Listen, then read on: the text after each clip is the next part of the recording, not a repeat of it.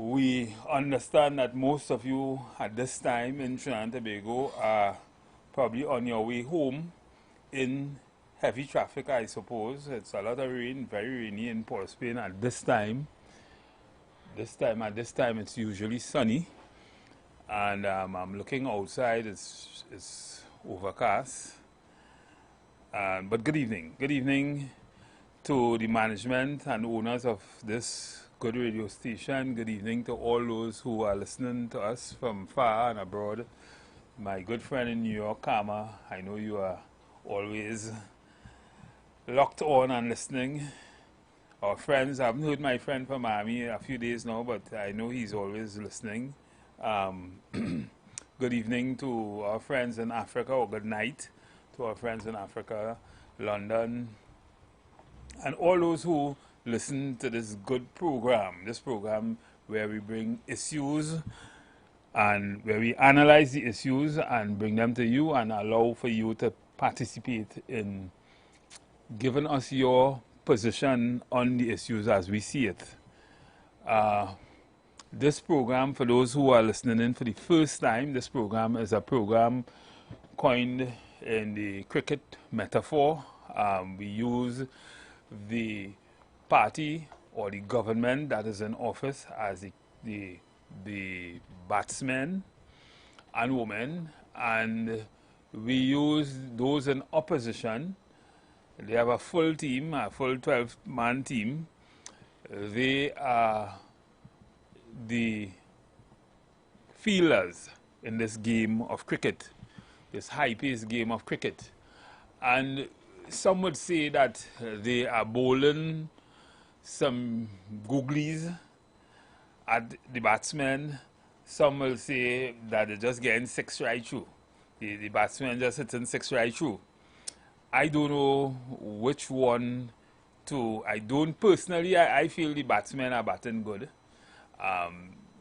but that usually happens when the game now starts. Unfortunately, sometimes in the last dispensation, 2010 to 2015, they didn't bat so well. They outdone early. We had a lot of missteps, a lot of false errors, people batting the wicket and that kind of thing. Well, we are seeing now that that is not how they're batting. I think they are batting good, excellent, and the other side and other miscreants are doing everything to out them down early.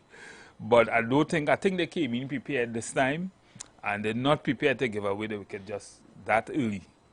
So we are looking at them, we are looking at the batting, and over the last 2 weeks or so, we've been discussing a lot about their 100 days in office. We've been discussing a lot about URP and CPEP and corruption and, you know, all the other issues that usually engulfs the media and engulf our daily living in Trinidad and Tobago. So we look at them and we analyze them, and we've been analyzing a lot of things. If I were to tell you my concern today, I would tell you that, you know, I heard about the fire suppression system in the police administration building that would have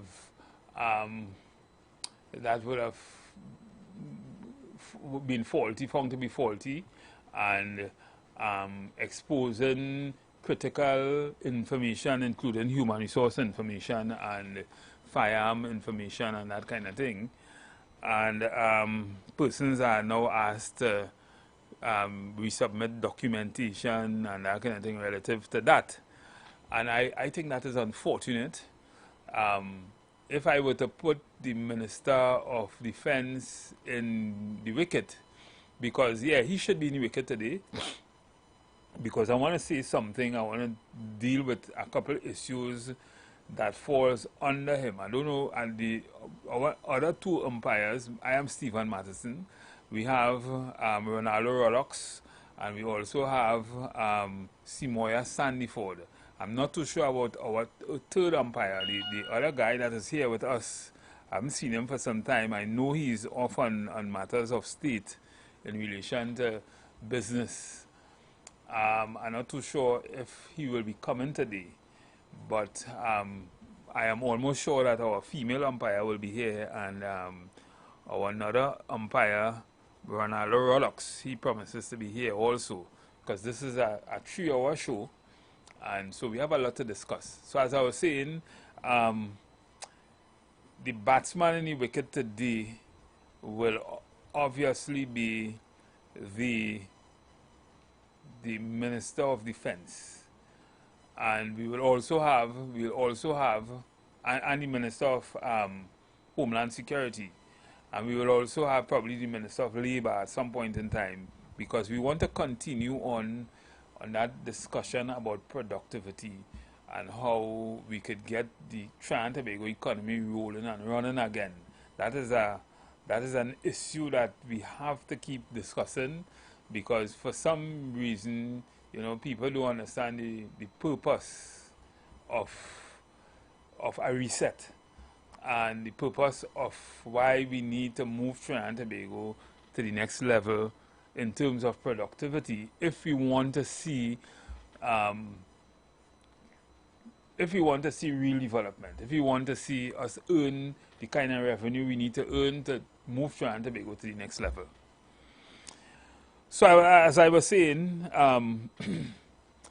Trinidad and Tobago should have been digitized in a way, and this is long before now, in a way that we wouldn't necessarily be hearing the concerns raised by those in charge of the police and that fire suppression system that failed. In this day and time, everything in your business should be saved in the cloud as another way of preserving the integrity of documentation and that kind of thing. And that is not rocket science. That is not something that you have to pay a whole lot of money for. That's just common sense, right? You have a business, you can't just depend on paper and that kind of thing. Paper is just the first level of records or record keeping. But where you lose that, you have that saved in other places, multiple places, including the clouds. And it's not rocket science to figure that out. And so it is difficult that we have so many people working. We have so many people working in public service and thing, and that should be a message. That should be a trigger that all government offices and all government ministries to understand that, listen, we need to move away from this heavy dependence on paper and documentation storage, and put it in a way where you can easily convert it to paper if you have it stored electronically and stored in the clouds. That's just common sense. So that is a feeling. It may not necessarily be a feeling of the minister, because as we say, they just come. And I'm sure they are suggesting things like this. They have been suggesting things like this because it is something that have been spoken about like years ago.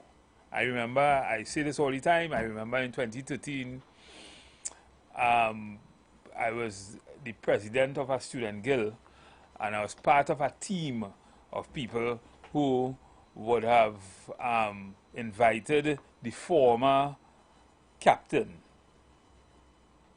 of the opposition to a meeting in St. Augustine, where at the end of that meeting I personally had a discussion with him, and one of the things we spoke about is making Trinidad and Tobago a place where everything and everybody's information is stored in a place using technology that these kind of things here in today wouldn't happen, right? In fact, if he had listened at the time to what I was hinting to him at the time, I don't think we would be having the kind of crime that we have in today, because in that system I was telling them about, you could only commit crime once and of course get in catch, right? So these things are not difficult to do. These things are not. You don't have to reinvent the wheel. These things are practiced in other places very, very efficiently, and we in Trinidad and Tobago, we had the resources. In fact, we may still have some of the resources to be able to do that. And if we digitize all our operation, everything, we put everything, even, you know, everything. We put those things in cloud storage. We make things easier to recognize situations. We even have everybody, and I'm saying this might be controversial, but we have everybody fingerprint, we have everybody DNA to some extent. And you just give it freely when you travel. You just give it freely when you travel. Freely when you travel. You look into the camera, Mr. Matheson, put your finger on this, you know. As soon as they reach there, they know everything about you, right? Why we do have systems like that stored with certain kind of controls that everybody don't necessarily have. People have it when they need it, but at the touch of a button you get information on person. At the touch of a fingerprint, you know everything what's happened, where this person have been, what they did, you know, that kind of thing. And therefore crime will be a thing of the past. The kind of crime that is happening, that'll be a thing of the past. Now we know the criminals are very, very creative, and they may find ways to get around things sometimes, but these are things you have stored in using blockchain technology and that kind of thing. And it is not very, this is 1.4 million people. This is what we're talking about, 1.4 million people. You're talking about a situation where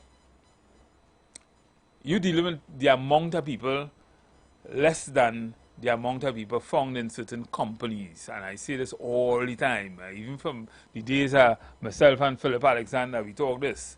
You have technology in companies that have more people in it, more employees than we have citizens in Trinidad and Tobago. They have HRIS system where they know everything about the employees.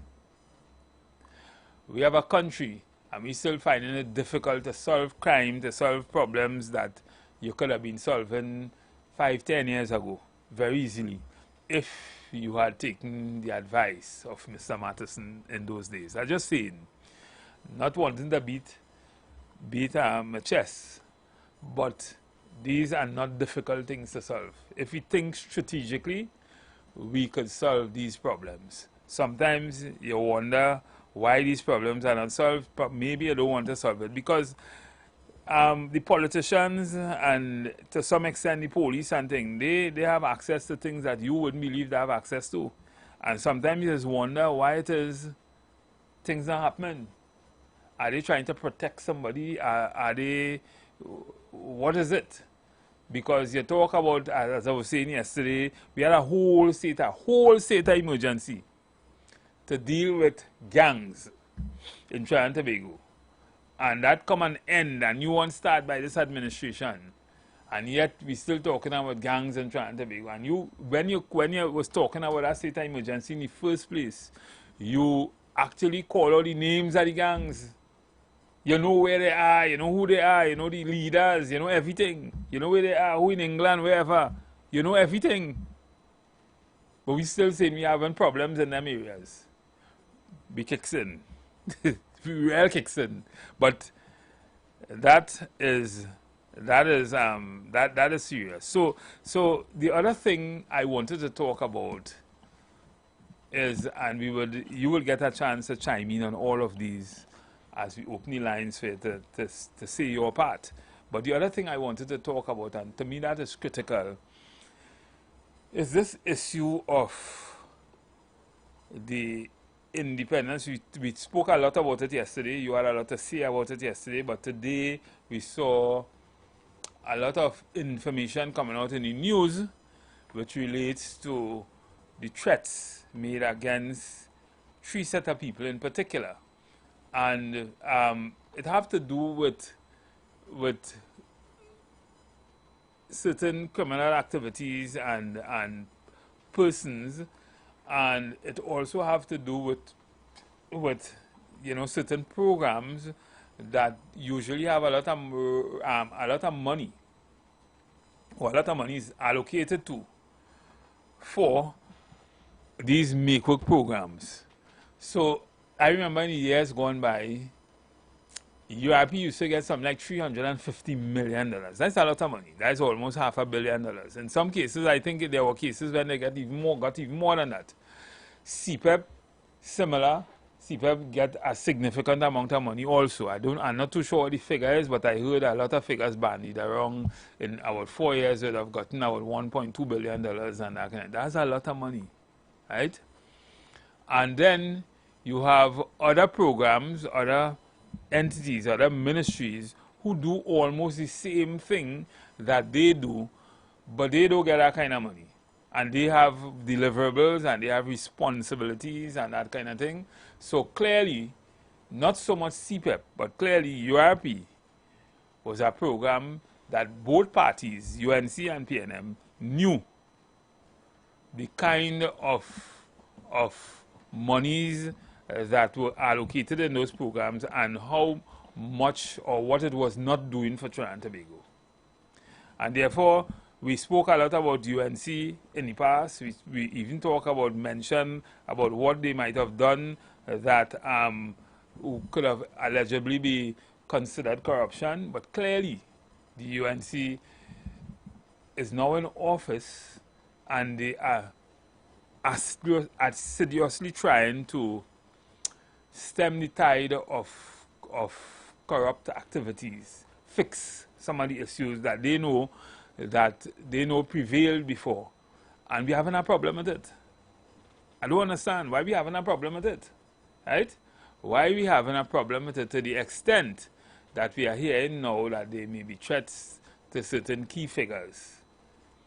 I find that is disconcerting, because it takes a certain amount of responsibility, a certain amount of dexterity, a certain amount of everything to manage programs like these, where it does not have minusing, taking out the corrupt element and taking out the corruption and that kind of thing. So they have their work cut out for them. I don't know how they will do it, but because we have been taught over the years that this program is free for all and we could get something from it free without doing anything, and I guess weaning us off those kind of things has become very difficult.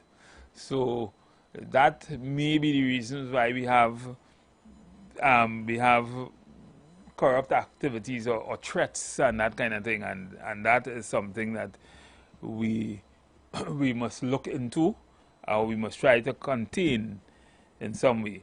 So if that is one of the reasons why the Independence Parade is curtailed this year, is cancelled this year, then maybe we should really consider that and see that as very serious. Just saying.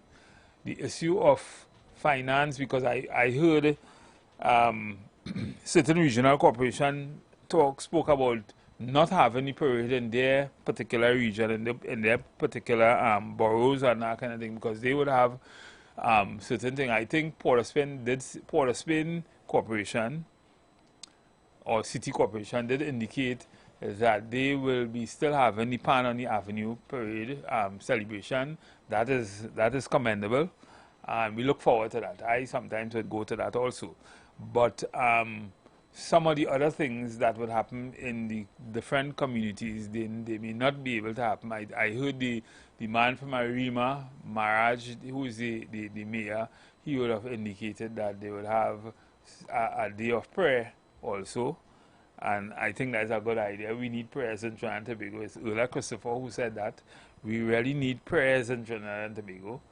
And I'm not saying this in a facetious way. We need prayers. We need, and my female umpire will tell you that, we need prayers in Trinidad and Tobago. Because after prayer is togetherness and happiness and benevolence and all the other things. thought of our fellow men, all these things will come out of prayer. So we really need prayers in Trinidad and Tobago, because if we have prayers and we have all those things following, benevolence and thought for our fellow men and that kind of thing, then people will have a certain kind of respect for other people. People would understand what is mistakes. People would understand what are errors. People would understand what is forgiveness, right? People would understand what is love. All these things, to a large extent, is important. And some people will say, well, Matheson, hey, don't screw it we head telling us that, because you know that you wouldn't do that, or you would have said something else having with our next government in office. Man, we need to start to understand that this is different times. These are different times, and these are different times we live in. These are different times we have to traverse, and if we wish the worst for Trinidad and Tobago, what will more than likely happen is that we will reach a point where we reach failed, we will be approaching, or we will be inside a failed state, and all of us, even the ones that may feel that they are doing well, will have to pay for the distress brought about by the few that feel that perpetuates this kind of negative spirit and this negative feeling, and that kind of thing, not wanting to cooperate, not wanting to work with the system. And these things do not work in our best interest. It has never worked in our best interest, and it will not work in our best interest. So while the statement by, I think it was Kennedy, who said, look not what you can do for, what your country could do for you, but what you could do for your country, while, that is a very nice statement, that's a statement, that's a very profound statement, as a matter of fact. I believe in that. We should look not what our country could do for us, but what we could do for our country. Because when we do for our country, we'll get back from our country. Some would say also there is a group or an element of society that you always need to help, because they may be deficient in some ways, physically and otherwise, and they are the people who would always need help, and they will always need to be taken care of by society. And that's one of the purposes of government. Government is not just to create an enabling environment for everyone to live comfortable and safe and that kind of thing, but to also help those who cannot help themselves. So government have to do what it has to do, and I applaud what they have always said. That I applaud what they, and everything the baton side, not the baton side, everything the feeling side say to distract us from what the government may do or may be doing at this time. I looked at it, and I don't see much relevance in it. The reason, normally I would see, but the reason why I don't see much relevance I don't take what they're saying to be serious, because they now start, and they're showing us the trajectory as to where they're going. Let them do it. And if after, and we can't even judge them like that right now, let them read the budget early in October, and after that, give them about 3 to 6 months, see where they're going, how they're doing it, and then let's start critiquing them. But you're critiquing them before they even do anything, before they had the ability to do anything. You're trying to mash up the thing before it starts. That's just my opinion. Yeah, that's just my opinion. Don't jackass the thing, according to your former Prime Minister. Wait. Let's see what they're doing. Let's see let's see where they're going with our budget first, right? My wish is that they pay a lot of attention to agriculture, because agriculture, in my opinion, is important. My wish is that they pay a lot of put a lot of interest in agriculture. Agriculture is one of the things that will really make us truly independent. Being able to feed ourselves, being able to reduce that food export bill of $7 to $8 billion, which is almost more than one-fifth, or almost one-fifth of our budget. If we could save that kind of money somehow, that will be excellent. Agriculture is very, very important after human resource management. Managing your human resource to get the best productivity. That is probably the second and most important area of attention that government should pay. And I'm saying this as an expert in that area. I'm saying this because I've observed over the last 25 years or so that we had persons sitting as minister or in the Ministry of Labor, person coming out of the belly of the trade unions, and nobody seems to be, it seems not even under this administration, I'm not hearing any significant interest in addressing the laws that treats with workers, the Industrial Relations Act, where there are significant elements of it that are not working for the people of Trinidad and Tobago, neither employers nor employees. It's not working for workers, it's not working for employers. It's woefully bad. A number of areas in that act needs to be addressed, and if they don't address it fast, we will not have industrial peace, we will not have productivity, we will have people waiting in the courts 5 and 10 years and that kind of thing for justice. And all these things has to be addressed quickly.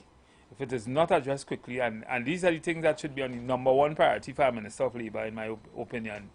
And that's why I said I wanted the Minister of Labor as one of the persons on the sitting in the wicket today, because I think this is an area, this is critical, right? All these things about all the things you're talking about, hey, talk about addressing the Industrial Relations Act.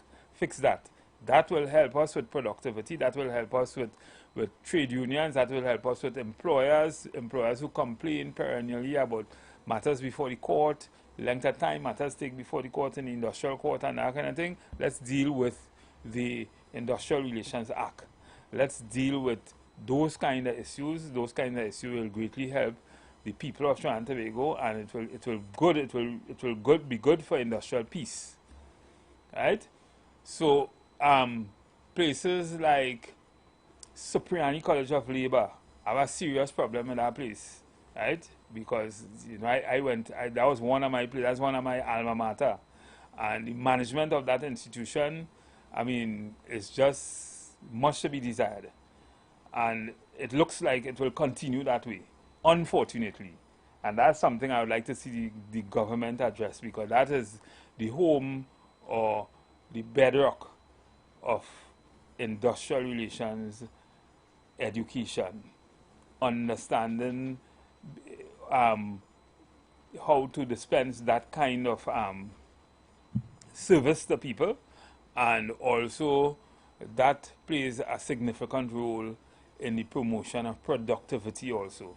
And that is something that the government of Trinidad and Tobago really need to address, right? Address the leadership in that institution, because that institution, that place is going downhill in my opinion.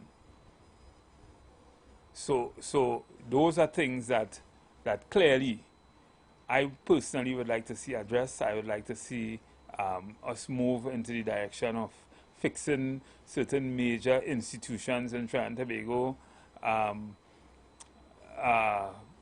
Yeah, agriculture, in my opinion, along with labor relation issues, those are things, and we spoke a lot about that in the last probably week or so. Reducing the food import bill, I would have given suggestions. If the government want to really raise taxes, let's raise taxes on the bad habits of people, the things that people do in Trinidad and Tobago that cost the country, that drain the healthcare system, right? The food we eat, you know, you can't legislate what people eat, but you could have push factors that would encourage people to eat the right things. So if you increase spending on things like agriculture so that people could plant more food,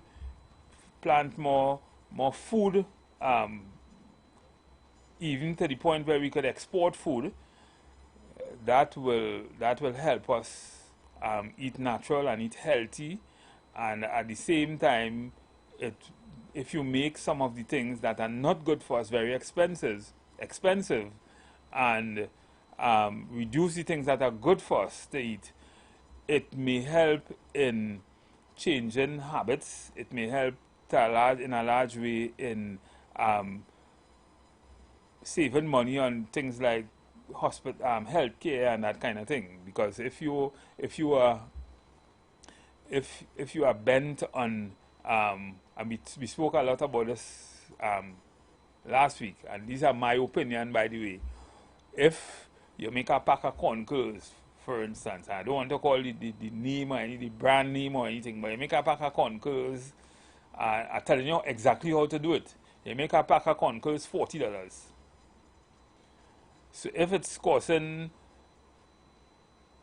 $3 to produce a pack of corn curls and $2 in profit, you get them that. That is yours. You make your profit and you produce it still. But $35 go back into taxes. The government get that $35, they put that in the healthcare system. That is for when you get sick down the road from eating that nonsense you just eat. Right? And the same thing with soft drink. Soft drink is just sugar water. Sugar is poison. That we could do without that. If you not buy that and you'll try to live without it for about 21 days, you will stop even wanting it. Practice eating the right things and it will save us a lot of money in healthcare.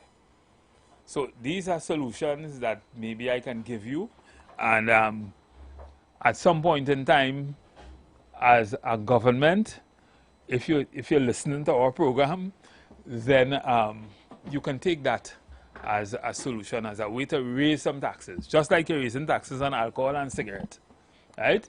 So I'm seeing my fellow umpire, female umpire, has just joined us, and I would allow for her also to, to say her good evenings and greetings to Trinidad and Tobago. I've been talking for a while. It's almost on the hour, but I know you was listening. Yes. And maybe you could say something to Trinidad and Tobago in relation to that, and we have a lot to talk about this evening. Yes, good evening, everyone. It took me a little time here. Listen, for the Spain, have water. Yeah, well, I mean, a little bit of rainfall. A little bit of rain, we know how that goes. Outside looking like night. Yeah. So I had to take some time to get here. But you were speaking on... I heard when you mentioned the threat towards the particular ministers. Yes. We spoke about that yesterday. We spoke about the fact that there could have been some type of threat. They were hinting at it, and they finally gave us information. Weeks ago, we started to speak about those projects, make work projects. And it's really sad that this is now the outcome, and those ministers, the portfolios that they are responsible for, directly correlates to those programs. And one of the things I thought about, even if you were trying to argue that there's nothing uncanny that's happening in those programs, these threats, if they are real, it doesn't speak well of these programs at all. Well, if that is the case. Yeah, but if you're saying that that's the reason why you're not having the independence, I don't know what is the nature, the veracity of the threat. But it would only make sense if you look at the category of persons. That I don't know how. We don't know for sure. Because I understand they would have to move people from different units and that kind of thing for them to guard certain element of the march and that kind of thing, and that could be that could be a logistics nightmare. Yeah. So maybe I've heard, I heard argument on both sides with respect Yes. to what the Independence Parade would represent for some people and Yeah. all that kind of thing. But again, the government had to do what they had to do. Needless Right? to say, a decision has Because already been it taken. had years already where they didn't have an Independence Parade. That's COVID. And then it also had years when we didn't have carnival, right? Not in recent time, but before you and I probably was around, or when we was younger, at that times when carnival, we didn't have carnival and things. So all those things are things that maybe we could give the government a pass on those things. I seen a caller calling in here early. Let's take this caller. Good evening, caller. Good evening, caller. Caller, you alive? Okay, so I think this caller maybe is not. I can't say why I'm not hearing.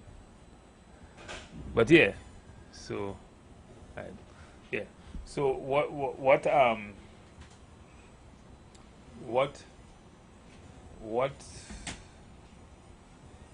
you had that off.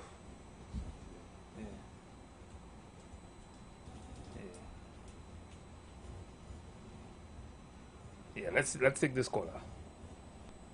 Yeah, good evening, caller. Right. You hear me better now? Yeah, I'm hearing you much better. I think that 466, that the number I called you from just now, but I was hearing you, and you wasn't hearing me. Yeah, I think we solved the problem actually. I know what the problem is. Yeah. All right. The Independence Day parade, I know you didn't make the decision, and I have no problems with it. I'll tell you why to an extent too. Because, you know, they come and they show up all the chivalry, all the new equipment, etc. But when it's time to use them in cases of emergency, you know, you find that all fall long. You know? So it's better to keep all the chivalry and make it work when it's supposed to work. You understand what I'm saying? Yeah, making sense. Yeah, the chivalry is like, you know, your brand new fire brigade and ting. And when you call the station, we have no fire brigade here. Maybe they're waiting to get the brand new ones, and then because I heard the Baton side captain did indicate that she would the next time around next year or so we will have no reason to complain about fire services and that kind of thing. So maybe they're waiting to get those new ones and then to show it off. And you like my word for these things, the chivalry. Yeah. All right, people. Yeah, okay, thanks. So, ladies and gentlemen, we are here. We will be taking your call on when we come back from this break, because we will be going for a break shortly to pay some bills. And when we come back, we will be engaging you in some of the issues of the day. See, Moya? All right. When we come back. Right. I must say you look lovely today. Thank again, you. As usual. Thank you very much. You know, I invest in my suits. Yeah, and that's important as a HR professional. Of course, I can't be out here looking scanty. You have to send the right message to your employees. You must be kempt. Eh? You must come to work kempt. Well kempt. Yeah, look good. So how you dress must resonate, must Absolutely. in a significant way. Say to employees how yes, they there's a should dress look code. also. This is how we represent. Yeah. You know. And this is something, you know, I want to talk a lot about that. Every evening we talk a little HR. Yeah. But maybe this evening we will talk some HR in relation to policies and how people comport themselves and work and, you know, that kind of thing. Of course. Let's do it. To a large extent is very, very important. So, ladies and gentlemen, we will go for a break to pay some bills, and when we return, we will continue the discussion. Thank you. You've got bills to pay, and so do we. Let's go pay some bills on the street 919 FM.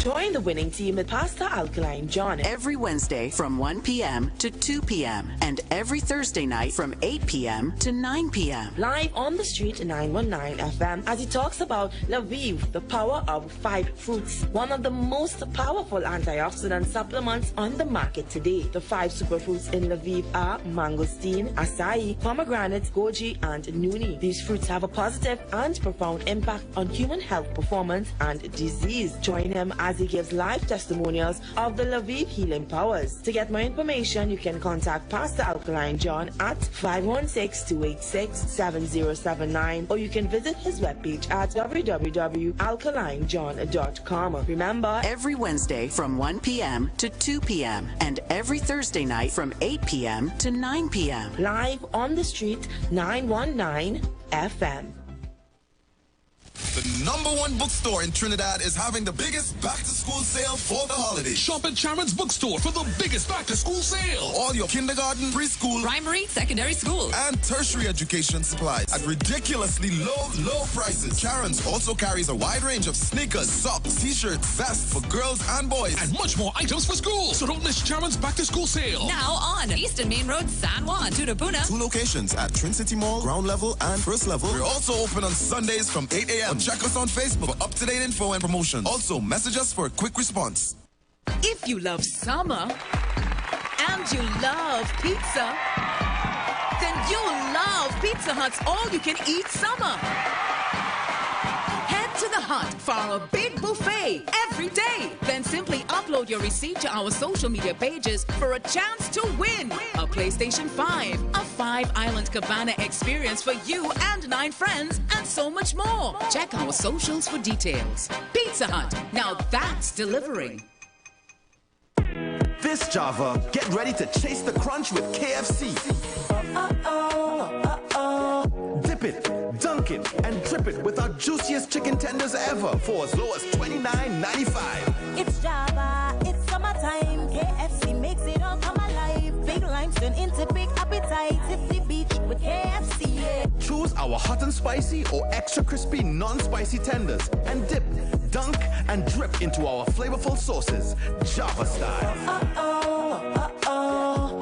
Gonna spice up the summer, let's go. So, chase the crunch and make Java finger-licking good with KFC.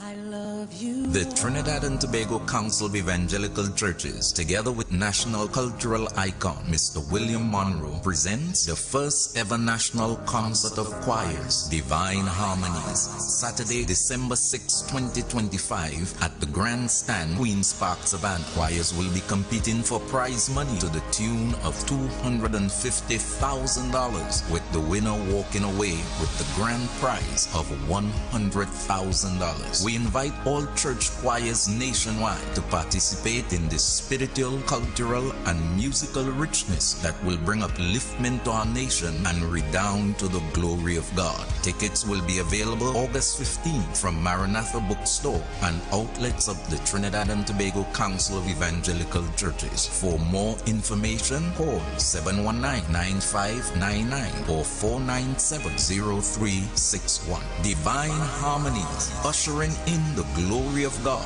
This is Apostle Anthony Golson, and I'm inviting you to be there.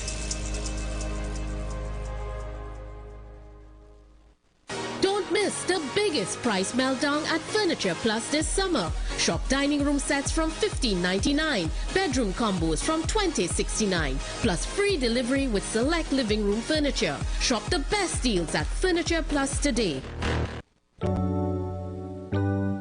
Blessings in the wonderful name of our Lord and Savior Jesus Christ. You are invited to listen to the Final Hour broadcast heard every Monday from 12 midnight to 5 a.m. in the morning on the Street 919 FM radio. Hear my mom, Pastor Helen Garcia, and myself, Pastor Valentine Garcia Jr., preach the Word of God to the elderly, youth, and children. We can be contacted at 629-0113 or 623-8444. The church is located at 26 Prince Street in Port of Spain. We look forward to you joining us. God bless you. As my life I lay it on the altar, as my life. Ikaro, I am Alatumishe Ifabamishe Aganki, better known as MC Duke. And every Monday between the hours of 9 p.m. to midnight, I host a show called Orisha, The Way of Life, right here on the Street 919 FM, where I have guests passing through from the Orisha Ifa Baptist diaspora to educate, edify, and inform you, the listening public, about Orisha Ifa practices. So remember to tune in every Monday between the hours of 9 p.m. to midnight for Orisha, The Way of Life.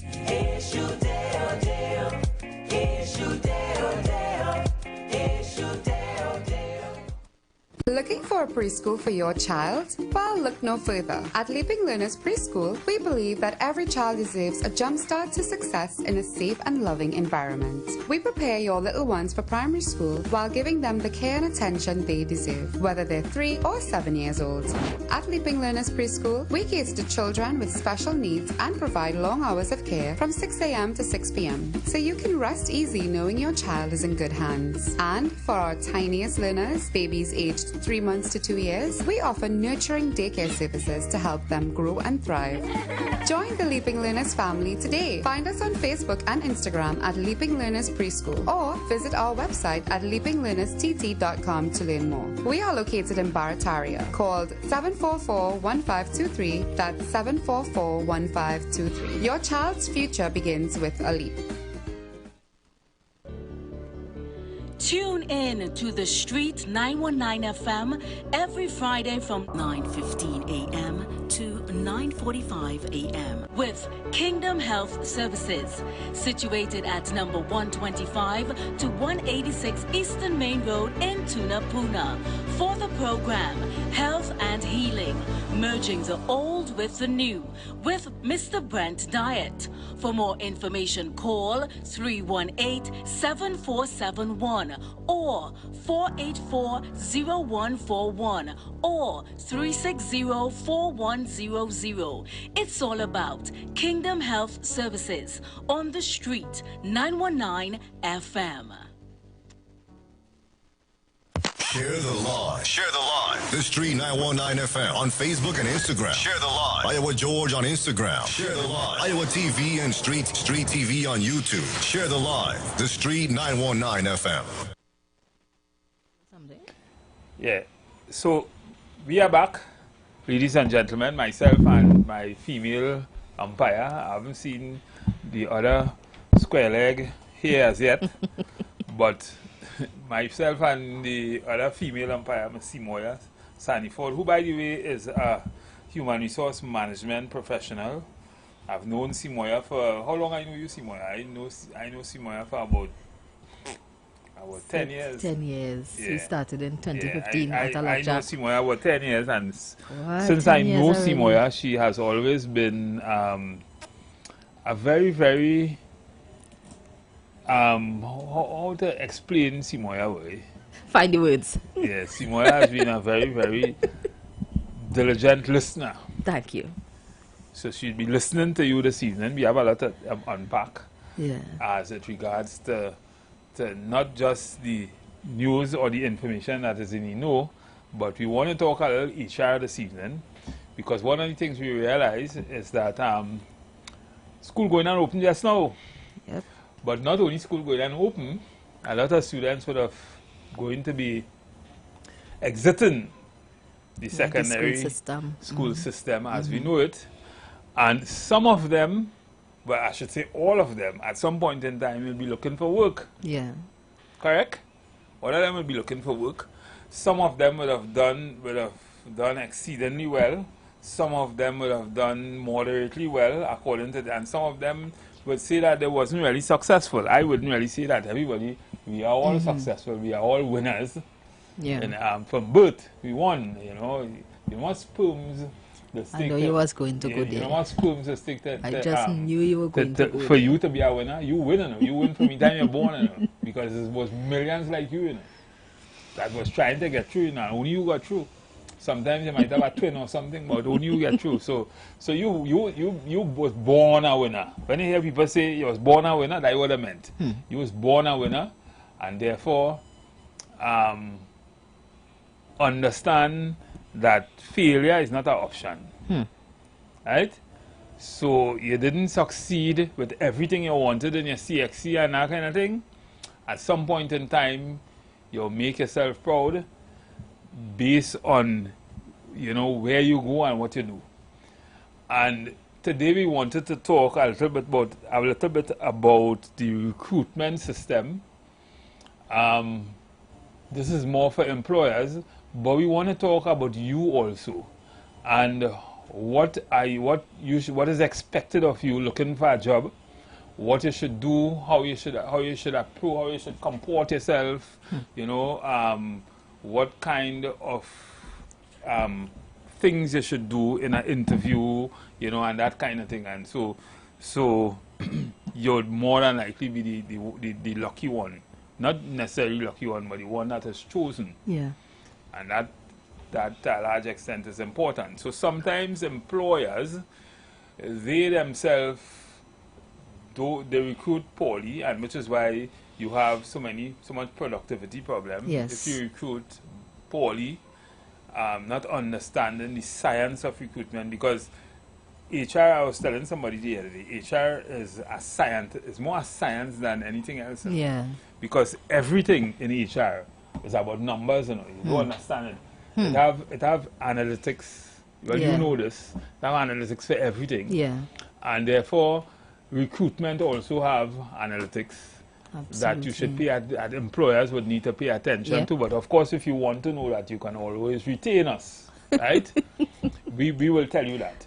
But in terms of recruitment usually, I always say recruitment would usually come out of a strategy. Yeah. It would come out of your vision and your mission. Your mission for the year is to increase your market share. It's usually your market share. How much money you want to make for the year, your shareholders want to make. That would usually come out of your vision and your mission. And then if you cascade that down to your strategic objectives, and then you bring it down to HR and that kind of thing, then HR would know what kind of person you need to recruit, how you need to recruit them, how you need to compensate them, and that kind of thing. And these are things that I talk about all the time, not just on this program, but I talk about that to clients.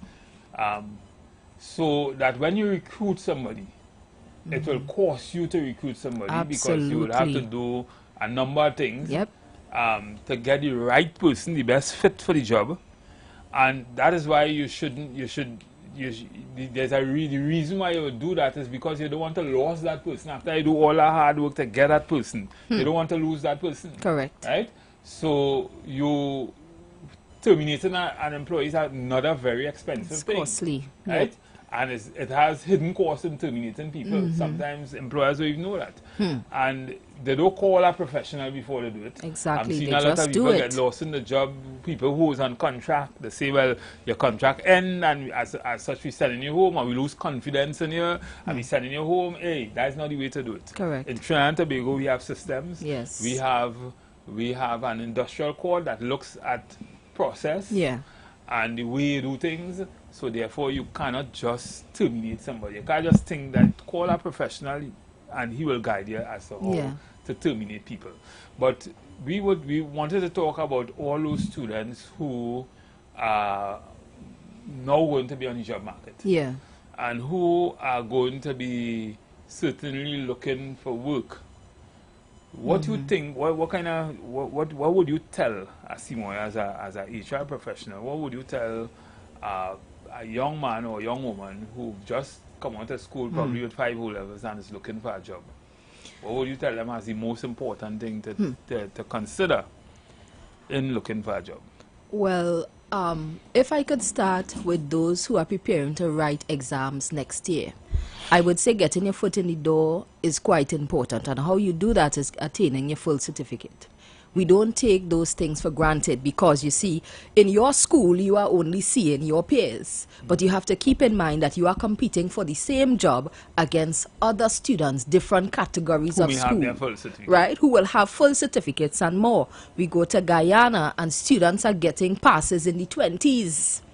And you are coming out here with your 5, your 3, your 4 to compete against people like that. So this is the first reality you must understand, that when you are preparing to write exams, you must put your best foot forward, because this is now a competition. When you write your final exam, that's it. You are coming out into a dog-eat-dog world. But this So, is not to say. But this it's is not, not to to say. And say- I want to put a plug. This Yeah. is not to say that education is the only thing we look for as It's not. recruiters, right? But I am saying you have, at this stage, most of them will not have work experience. Some may, because there are some persons who are working and going to school, circumstances of life. But I'm speaking about the vast majority that's just doing school and life. So it's important to consider your realities. You are no longer a child when you step into the world of work. So we cannot speak. You're competing with people 22 years old, 35 years old. That's all kind of correct. people You're who can say, competing with people. We no longer see you as a child, you see right? as a worker. You're, You see as a you're a competitor. worker. You're an adult. You're a competitor. So why will you recruit someone for at age 18 as opposed to somebody age 35? Well, some organizations would want, for lack of a better way to say it, they want fresh blood, they want new ideas. Now, these teens, 18 and so on, they are coming with a perspective of introduction to technology, etc. Not saying the 35-year-old doesn't, but they are coming in more teachable, more impressionable, and sometimes as you grow older, you adopt certain value systems, certain behaviors, and so on, which can be a little bit difficult to mold. So with a mold them into your culture Yes, when and you culture. now come in, you've never worked before. All you have with you is your experience from the school environment. So you should be a bit more teachable, right? That's the assumption.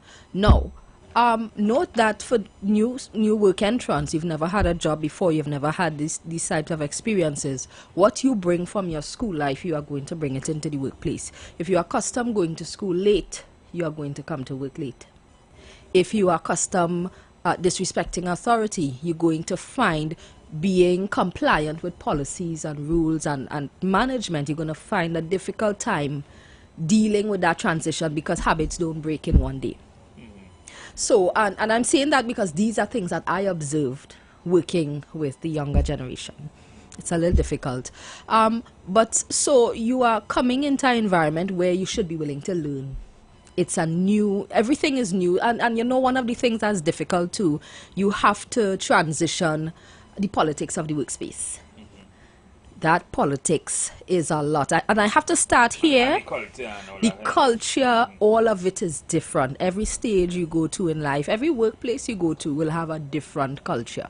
So in school, you'll have a principal, you'll have a teacher to give you guidance, to manage your deadlines, your timelines, all these things. When you enter the world of work, you have to do that yourself. But you must also know that nobody owes you nothing. And That's right. If you mock up, you'll get a no. That's right. There's no mommy or daddy to write a note for you. You understand? And this songs, I don't want to minimize the situation, but again, these are things we encounter in the workplace. That sometimes the youth have a difficult time transitioning because their minds are still. What I wanted to tell the public also is why would you? Okay, but so you have people competing with young too.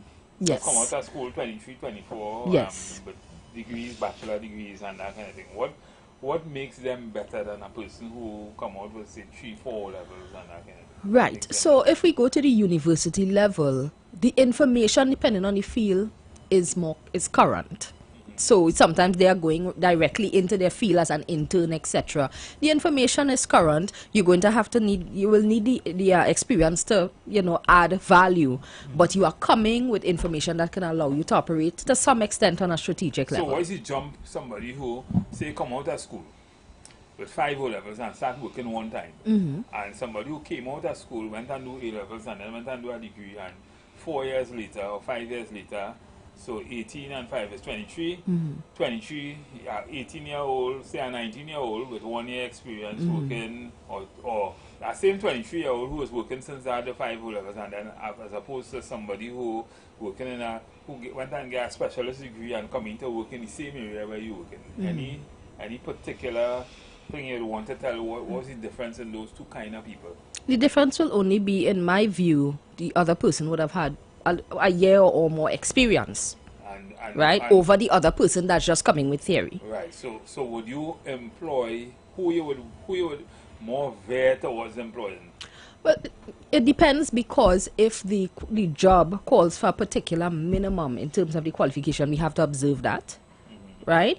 And based on the interview, because if it's a situation where I am able to, how do you say, I'm able to excuse the qualification, that's not the only factor that I'm looking at, and I interview the two, both parties. You should show that qualification is moving lower and lower down. On the scale, qualification might be just about 23% that we're looking for. Yes, so depending on the performance at this stage, if it doesn't really matter and both persons are put to the test, I would look for the qualities that I am looking for, apart from the qualifications, based on the other person's experiences. How teachable are they? How quickly they can... For instance, experience plays about 37% on the scale. Yes. In terms of, yes. Which is higher than education. Only in Trinidad, to a large extent, we still pay a lot of attention with the to education, certificate and that kind of thing. So you want somebody who is hands-on, who understand your field, who have a demonstrable ability to do things in that particular area, than somebody who have a degree, a person with a degree. But you would say they might more than likely be a more disciplined person, because they got a degree, have to have some kind of discipline. Yeah. But in terms of real knowledge, they may not necessarily. There will be a gap, so because the other person would have that advantage. The recruiter will have to understand all of that. The recruiter will also have to understand what's the threshold of the company in terms of compensating experience for qualification, that kind of thing. Yeah. So those are things that sometimes you just have to know as somebody looking for a job, and you will also have to know how you comport yourself in an interview. Correct. Correct. Your body language says a lot. Exactly. Because, I mean, so we're going back to the whole thing of having the degree qualifications. Those things are quite good. But there are some things that we can pick up in the interview that will tell us if we will have a challenge. Yeah. So your ability to adapt. Because there are some people, because of the way that they study, they are not flexible. And that's going to be a challenge in a dynamic working environment. Yeah. So that's one of the things we look for. Even your ability to communicate. Because some people, again, they are not necessarily persons. You know, they have difficulties working in groups. In the organization, we work in teams. And it's imperative that you must be able to engage. You have to work with people. One of the things, I remember when you was at Lockjack too, I remember understanding the value of being placed in a group. Yeah. And not being able to exit a group just like that, because when you go in the world of work, you have no you can't be you go on to work with a group of people. You didn't even know you're going to work with other people. But you got to be able to work with them. You have to work with them. You have to be able to work with them. So if you can't work, you'll lose your job. Yeah. Right. So people need to understand that is young people. In new entrants in the world of work, need to understand the ability to work with team, and that's why we have to be so tolerant. Yeah. We have to be so. You have to. Our parents. This is something parents should teach people. Yes. You know, not in school. If they hit you, cuff them down and all kind of nonsense. Yeah. You have to learn to manage your emotions. You have to learn to manage relationship. Learn to understand that you're working with all kind of people in your workplace. People with all kind of different idiosyncrasies and that kind of thing, different from you. Yes. And if you don't understand, you have to be able to work with them. Yeah. Then you will have issues, and you'll lose your job. You're going to be moving from because you can't. House to house. A simple, we look at it as simple, but you know it's unfortunate that sometimes you have to be telling persons to clean up after themselves.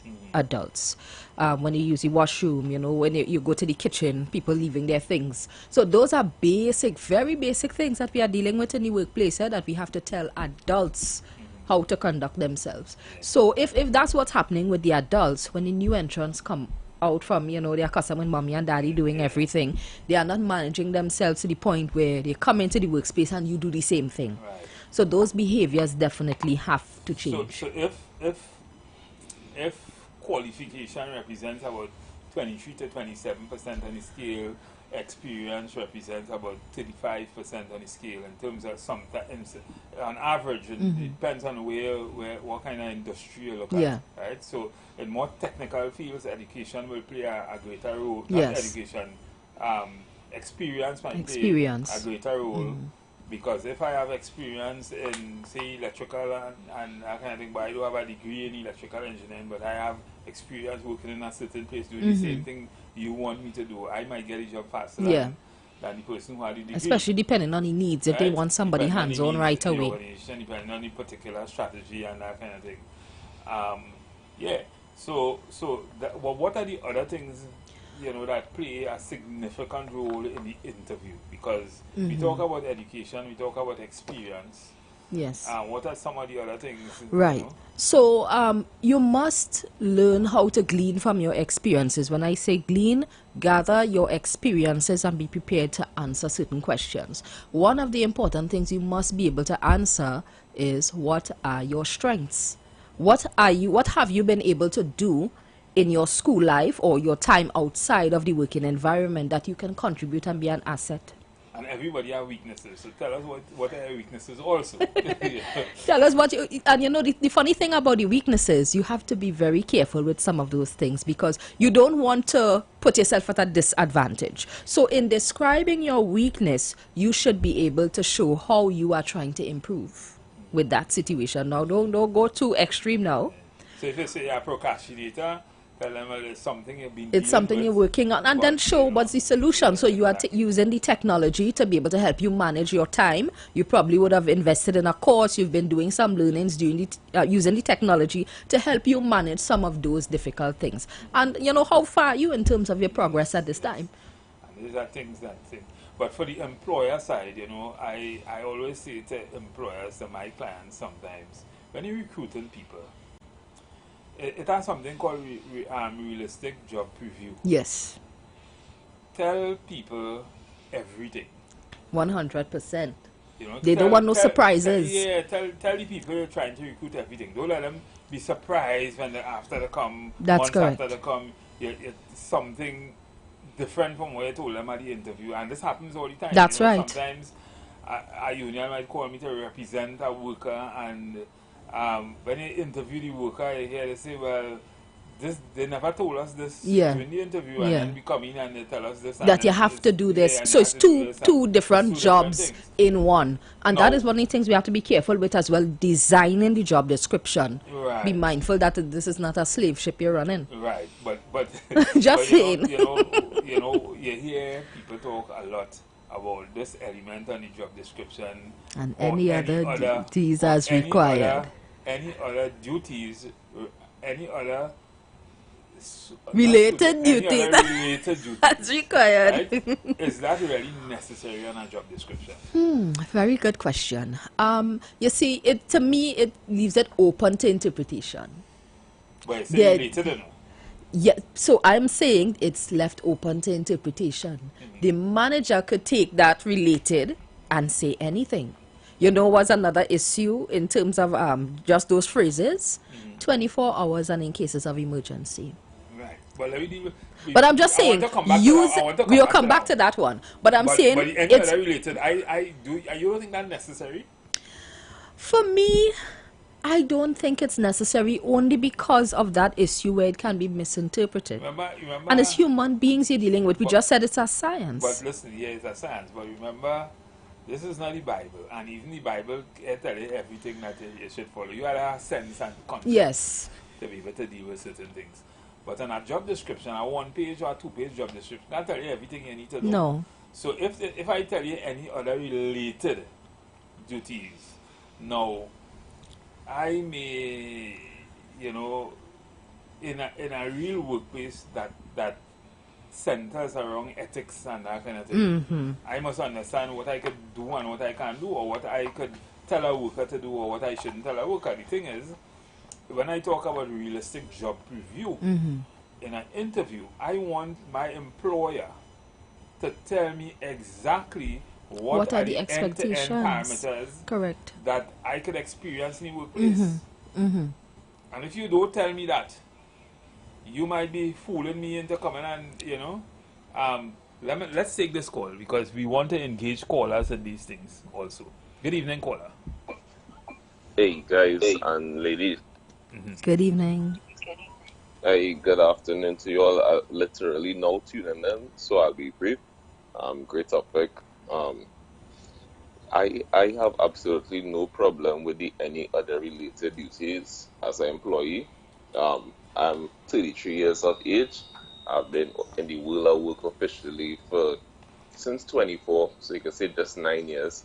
I started off in the accounts office department, and I worked in retail outlets. I worked in service industry, so I have no problem with any other related duties. Clearly, it's a broad term, but whatever may come up in the nature of the business, it is related to your job function, your title, and the department within which you work. It might even stretch towards assisting another department, but at its core and explainably, it really should be connected to your job. So no problem. But as an employee, I would expect that same level of consistency when it comes to you as an employer, all the way up the ladder, doing that assessment of other employees. And we could even stretch it back to the topic you guys had a couple weeks ago about we are different persons, so we might be working in the same company, but in reality, personality wise, we will be different. So we may engage in certain different conversations and expressions during office hours, on lunchtime, that may be a little, we need to keep in mind how comfortable we make in the workplace for other employees, how we engage ourselves. So, because some employees in reality, they conduct themselves, a little, let's say, confidently, overconfidently, especially if they have a certain type of connection with who might be the supervisor or the manager. So that's all I would ask as an employee, that same level of, you did the holistic assessment of what the job title would involve, but there may come up things, so we also adding into your duty, any other related duties, that same level of thoroughness. I would appreciate that across the board. If you understand what I'm expressing. Yeah, we fully understand, and that is what I was just saying to my fellow umpire. I mean, I know she also as a professional, she also understands that also. But some professionals sometimes would prefer to be more explicit in describing what is required to be done, especially if it is not a big job. Yeah. Right? Okay. Yeah, some people just want to be more explicit, but I mean, we are all human beings in the workplace. And as the caller would have said, we have to understand that everything can't be put in the job description. And sometimes the job may change without trying to change the contract. And when that happens, you have to be flexible to understand that these things relate also to what you started working on. Yeah. Outside of that, we may just have to send you home, or change or change the contract, or change whatever, and therefore these are things that you would have to do sometimes. So if from time to time as an employer you could also indicate that to them, right? Because all of that goes, I mean, we are on a drive where we talk about productivity all the time, and therefore we do training for employers from time to time. We promote engagement, we do a lot of different things, but productivity, if you really want productivity and you want to recruit the right people, or you want productivity, it means that you have to recruit the right people for that. And to recruit the right people, you have to give them the right kind of instruments to be able to do what they have to do, one of which is your job description. Yes. So we were talking about the job description, and we were talking about how the job description facilitates getting the job done, but also understanding that everything can be put in the job description. Yeah. So True. So yeah. So I mean I come in off now to listen to you guys as I leave. Great topic, important. Happy to hear the HR professional there. Once again, as an employee, absolutely no problem with any other related duties. Because more so in the industry as human beings you're dealing with, requirements may change, requests from the customers may change, which may lead to new business opportunities. So we can't be close-minded as employees. Exactly. But absolutely that level of balanced communication from the employer, if it turns into something that may be a new communication is important, very important. That is key. Because without communication in situations like these, where we're talking about any other related duties, sometimes people might say that's something called unilateral alteration of terms and conditions. Remember, a significant part of your job description relates to terms and conditions. And if a person feels in some way that his terms and conditions are altered without his permission, then it becomes a breach. It becomes a unilateral alteration of terms and conditions. That is a matter that could be taken up as a dispute. Correct. In the court. True. So one has to be mindful, both employer and both employees have to be mindful. There must be some understanding of what that we're talking about and other related duties might mean. We can't put everything in the contract, but these are things that you ought to do. Your supervisor should prep you and let you know that these are things that you will be required to do from time to time. And when we talk about realistic job preview, all these things makes a part of the onboarding, makes a part of the forming of the culture of the organization and people understanding what they have to do. Correct. So, you know.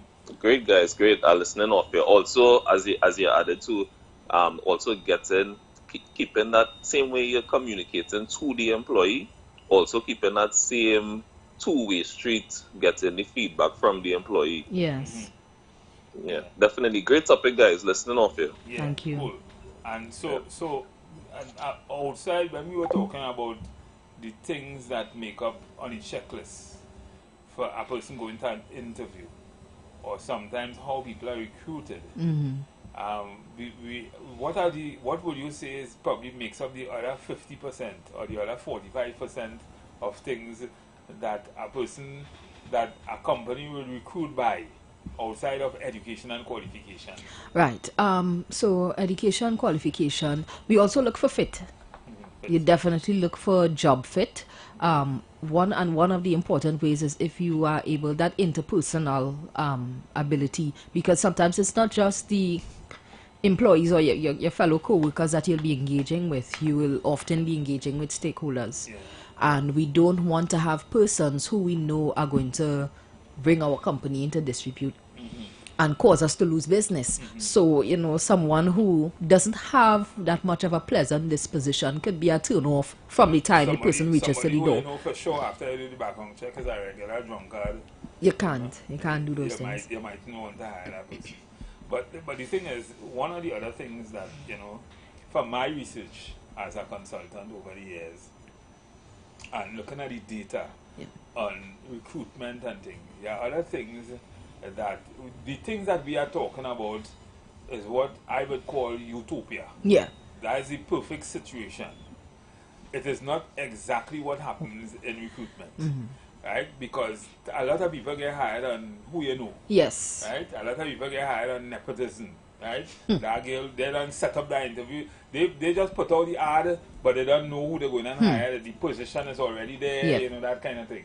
So a lot of that sometimes is who know you will be one of the criteria, and sometimes that make up a big part of it. Sometimes up to 20%. Sometimes who know you or who you know, how you look too, and sometimes race also. That's why I tell people, don't put your picture on your resume.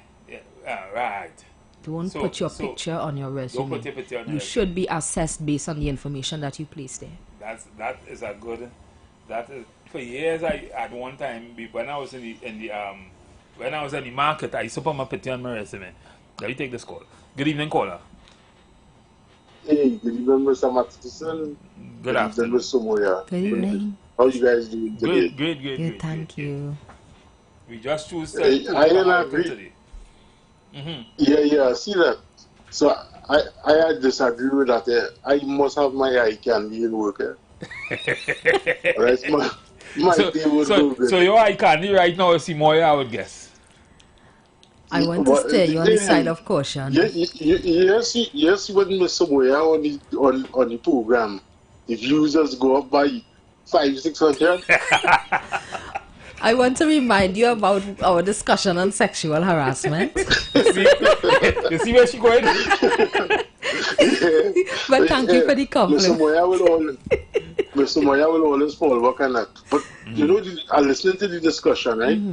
But let me bring two scenarios in the topics, right? Yes. So, you know, let me say an electrical company.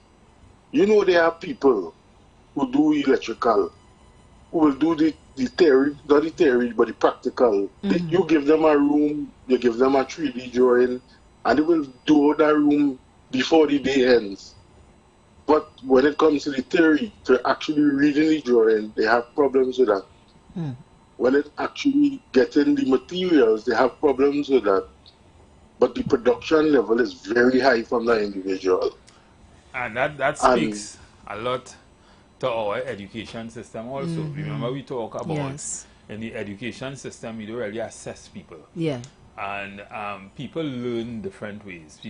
Some people are tactile, some people learn by listening to stories, some people learn by actually playing it out, doing role play. Some people learn by just reading a book, some people learn by looking at a teacher write on the board and that kind of thing. People learn differently. And if we do that kind of VAC assessment, even in recruitment, right? And which is why sometimes when in real big recruitment, they will give you sometimes realistic questions and realistic scenarios to solve and things to solve. They know exactly what you can do, how you do, what your approach would be, and that kind of thing. So that might be a good way also to understand. But I mean, people plan for interviews here. So what you're saying, the caller, is so correct. I know in places like Miami and the greater part of US where you are, they pay more attention, especially big companies.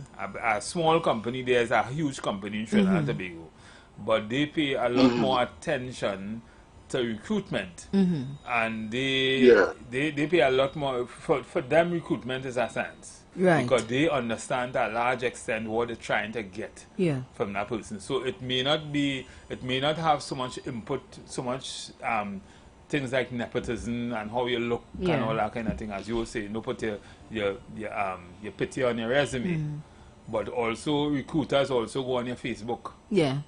Right? They do. No. And that's another thing for the young people coming out. Social media to see what you're saying. Your character. How you're dressing. I see girls now, sometimes even young girls, I wonder if them will be looking for a job anytime. Which kind of pictures they're putting up on Facebook. I want to know. If I also say the same of young men. What kind of job they're going to be looking for? I say the same of young men, So all these things are critical. And so we really speaking to the young people who, both the recruiters, but also the young people who will be coming out of secondary school, because as you know, this is most of them just got an examination result. Most of them parents say, look, listen, you played the ass in school for the last 5 years, you only get one O-level, so you ain't got nothing, go and look for a job. You know what to fight up now. True. Eh? And the second one where I want to make before I leave, because I know other people want to call in, and this from my personal experience. When I just came up here and I was going back to school, I was working in the evening time in a big retail giant, right? I ain't going to call the name.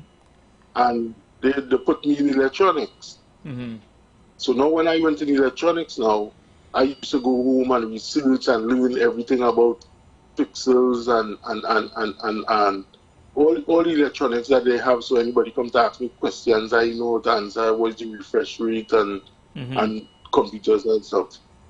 And I started there, and after the first 3 months, and I got the hang of it, I outsell people who was there for 5-6 years.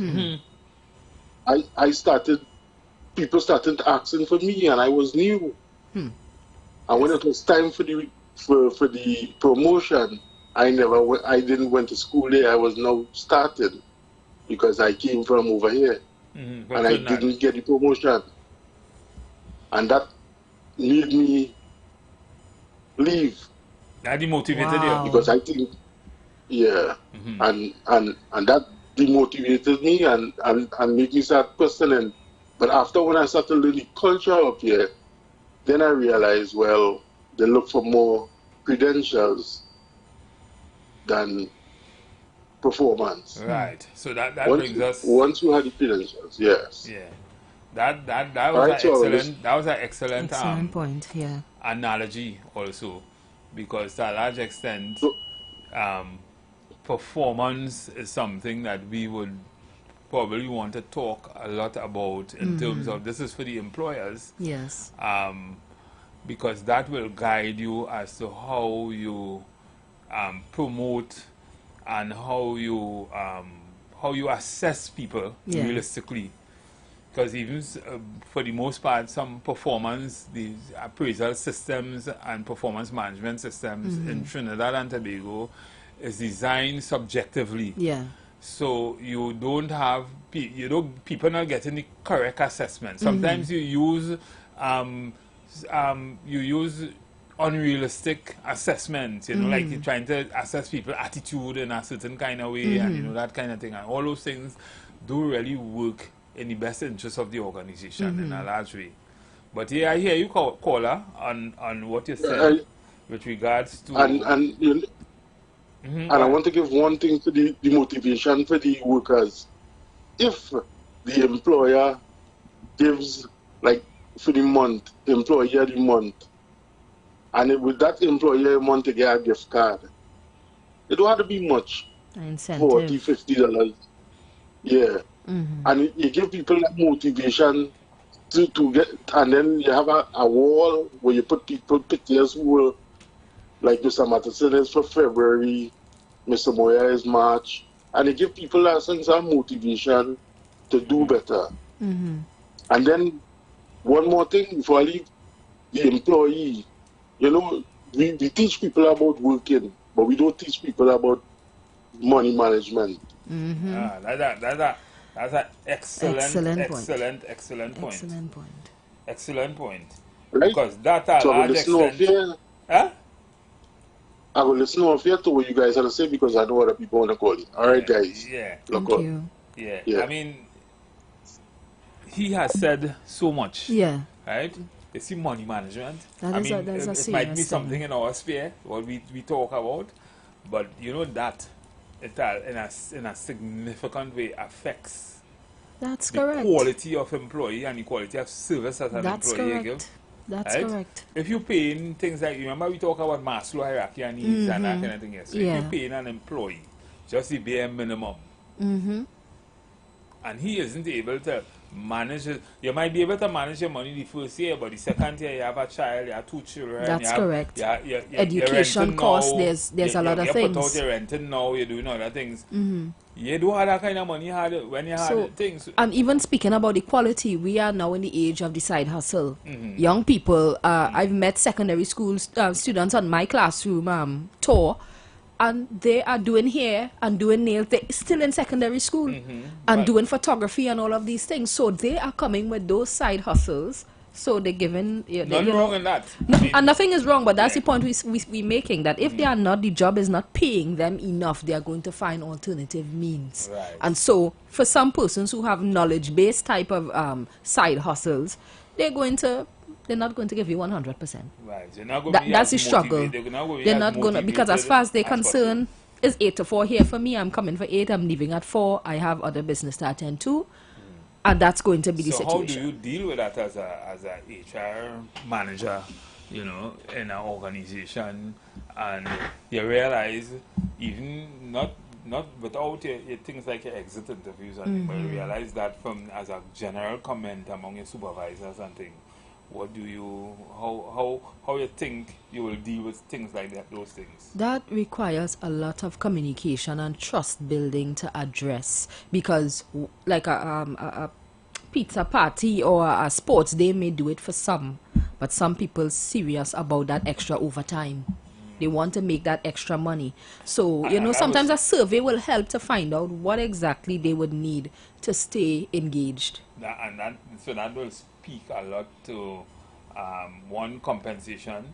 Yeah, compensation. Then some people want opportunities. They want opportunities to train. Some organizations send people on travel, you know, work-related things like that for officer levels and up, you know. So some people just want opportunities to get certain exposure to build their portfolio. And this is why companies just have to build out real good engagement initiatives in the organization to assist with, you know, the reduction or the motivation in employees and culture building certain kind of culture in the organization. But for some reason, you know, that kind of money management thing doesn't only relate to the employee. To a large extent, it relates sometimes to the employers, the small business people and that kind of thing. So they see employees as a hindrance, as a great expense. Yeah. When really and truly, they are part of your human capital, and they are the ones without which you will not be making any money. Yeah. So you have to understand that you have to put great emphasis on satisfying them. Correct. In the workplace. Correct. And hence the reason why we have so many disputes, because if people understand that we are all partners in the workplace, we are all partners in the workplace, owners and human capital. Because while as an owner, you are the owners of capital, you spend all the money to buy all the machinery. This is your idea, this is your business. Yeah. Right? You have management prerogative. But one of the things you're not understanding is that without that human capital, you're still getting there. That's correct. All that what you put out there goes to nothing. Yeah. So you have to put the same kind of value or even more, because these are human capital. This is like a fish you're minding. Yeah. A dog. Right? Sorry to say it like that, but this is like something, this is yours. Yeah. You have to see that as yours. You can't leave it like that. You have to put every effort. Little issue, you can't think, well, I will not discipline he, I will not try to get get rid of he, I will not send he through the system and give him 3 warnings and then try to get rid of him. No, that's constructive. You're not thinking. Yeah. Right? Yeah. And anyway, it's going to cost it on the road. Of course. Big time. Because it might cost it to have to now recruit over somebody, hire over somebody, train over somebody to get at that person. Yeah. And then the person you just sent home might take it to the next level. Correct. He might raise a dispute, it's going to cost you again. And you know, in terms of to fix it for you, you know, you were talking about money management, and one of the good parts of money management, I should say, you see, when organizations are able to train and offer training in financial management, there are a lot of employees that feel like getting that information helps them. So, for example, the reason why we have, in my view, a lot of elderly persons still in the working environment is because they are not prepared for retirement. So they are coming back on contract, and then we have the younger people saying, well, you know, you're all stressing us out, why you don't go home? Because they are not prepared to go home as yet. Well, they're not prepared. Well, so, while that might be so, that is a significant part of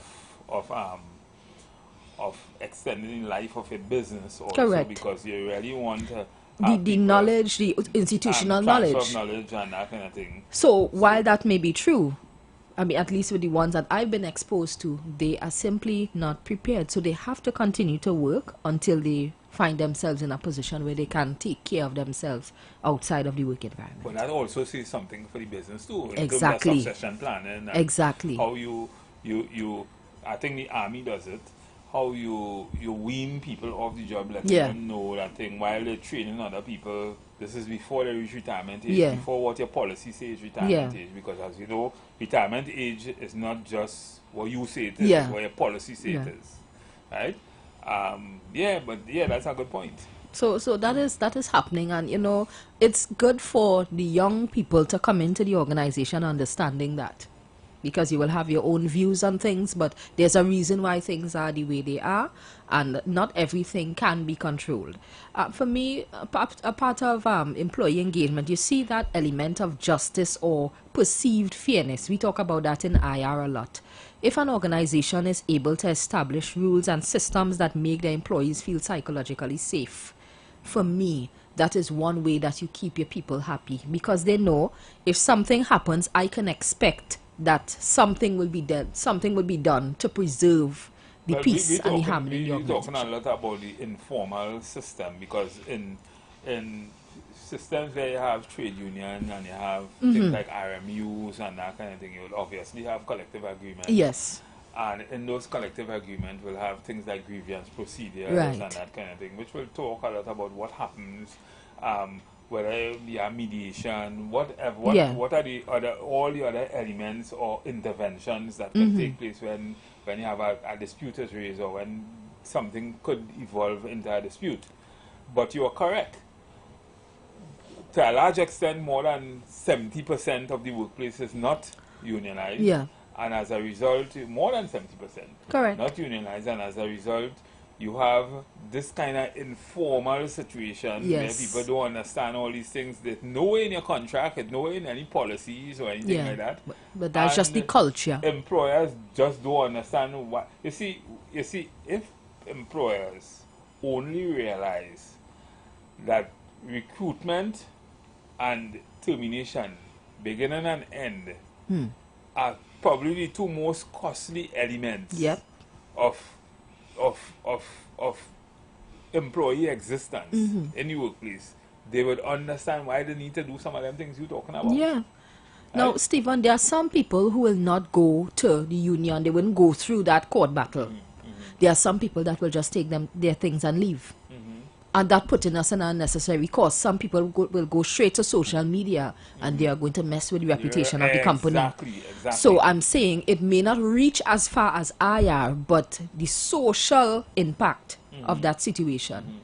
So anyhow you take it, separation by unfair means sometimes end in cost for a company. Anyhow you take it.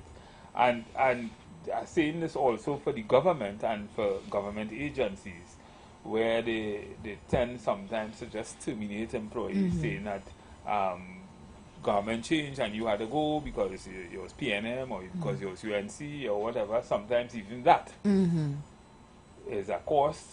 I mean, they will say, well, government go pay that down the road, or when by the time that matter come up in court, we don't have to pay that. I mean, we don't out of office or whatever.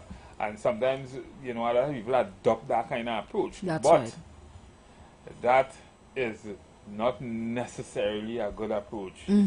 For one, industrial peace. And two, for the kind of culture you're trying to create in a country where we really need to come together and work as one people in Trinidad and Tobago. That is of significant importance, understanding those things. So recruitment and how you recruit people, Trinidad and Tobago, young people who just come out of school and new entrants into the workplace, you need to understand how important, what role you're going to play in a company, and also what you need to do to get that job or to get that kind of exposure in the workplace. So you need to start to practice and understand that also. And on the other hand, for employers, one of the takeaway messages for employers who recruit based on a strategy. Recruit based on which direction you want to go. You know, on a vision and a mission. Tell people the truth. That's right. Have realistic job reviews reviews. So you let people know exactly what they are going to be exposed to. Don't tell them don't sneak up on them and then try to fire them after. Recruitment termination is a costly thing. Trying to terminate people just like that. All these things are things that employers need to consider and need to look at, and young people who are new entrants in the system also need to understand these things.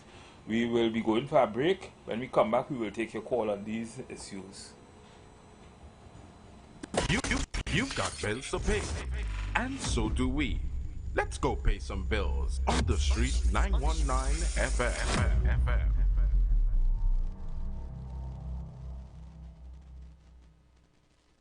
Light up your weekends at Vibes Nightclub, Tobago's hottest spot. 3 epic nights of music and energy await every Thursday. Karaoke Thursdays.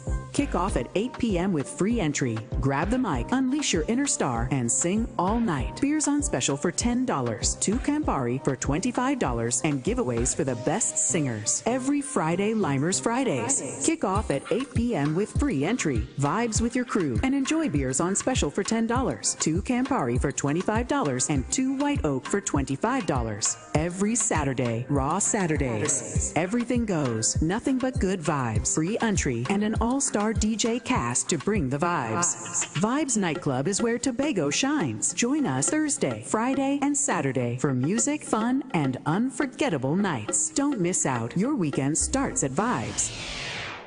The island is buzzing with news of big savings at Sharon's Bookstore, as our back-to-school sale is now happening at all 3 of our locations. We have great deals on everything you need, from school books, sneakers, backpacks, uniforms, stationery, and accessories to so much more. Whether your little one is starting kindergarten, heading to primary, secondary, or private school, or even taking theory, we've got you covered here at Sharon's. So why wait? Come on down and let us help you get ready for school.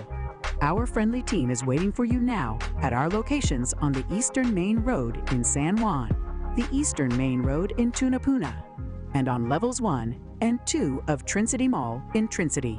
Sharon's Bookstore is proud to be your local one. Stop shop for all things back to school, helping you with style, savings, and everything school-related all under one roof. This Java, get ready to chase the crunch with KFC. Dip it, dunk it, and drip it with our juiciest chicken tenders ever for as low as $29.95. It's Java, it's summertime. KFC makes it all come alive. Big limestone into big appetite. Hit the beach with KFC. Yeah. Choose our hot and spicy or extra crispy non-spicy tenders and dip, dunk, and drip into our flavorful sauces, Java style. To the spice of the summer, let's go. So, chase the crunch and make Java finger-licking good with KFC.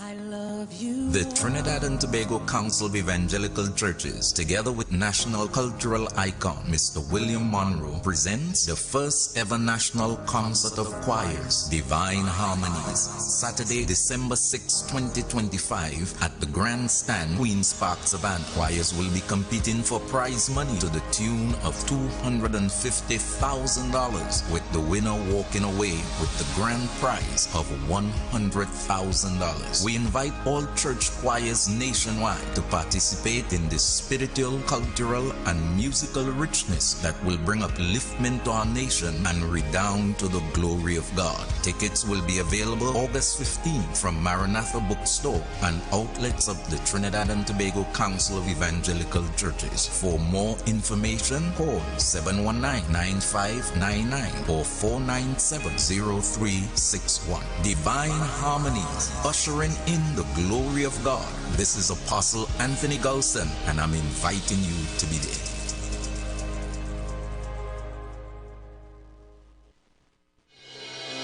The Gap Man Limited specializes in products that cater to all your health needs. The Male Enhancement Package targets the areas of the body that contribute to erectile dysfunction. The Male Enhancement costs $1,400. The Gap pills are priced at 250 pills for $500 and 500 pills for just $900. For the best in eye care, get the super combination of a Super Bright and the Body Healer. To improve the heart's function and circulation, get the Gap pills and Formula C. To get a total body cleanse daily, use the Gap Body Healer and Big C, all for a super low price of $1,300. To order your products from the Gap Man Limited, call 628-4531 for products that cater to all your health needs. For more info, contact 476-7268. Planning your Tobago getaway? Choose the highest Google-rated car rental company on the island, O'Neill Auto Rentals Tobago. Located just minutes from the A&R Robinson International Airport, at O'Neill, we pride ourselves on being the most tech-savvy car rental company in Tobago. Our process is 100% digital. No paperwork, no long lines. From easy pickup to seamless returns, renting a car in Tobago has never been simpler. WhatsApp us now at 1-868-361-1042 to book your vehicle. Don't forget to mention promo code RADIO2 to receive a 5% discount on your rental. Send a WhatsApp message to 1-868-361-1042 today. That's 1-868-361-1042. O'Neill Auto Rentals Tobago, the easiest, most reliable car rental experience on the island. Vehicle availability is subject to change. Driver must be at least 25 years old and have a valid driver's license to book. For more information, visit www.rentalcartobago.com. Are you tired of scratching the surface? Do you want to understand the real forces shaping Trinidad and Tobago? From the delicate dance of our energy sector on the global stage, to the geopolitical shadows behind the crime affecting our streets, we dig deeper. The third umpire goes beyond the headlines. We connect the dots between local challenges and the international currents that truly impact your life, your wallet, your security. Join Stephen Matheson, Selvin Mitchell, and Ronaldo Rollux, 3 employment law and human resource management consulting professionals, as they unpack the complexities, analyze the power plays, and reveal the often hidden realities. Understand the game. Understand your role in it. The third umpire, critically analyzing Trinidad and Tobago's economic and political realities on how they affect your daily lives. Tune in Monday to Friday at 4 p.m. on The Street 919 FM. Don't just listen to the news. Understand it.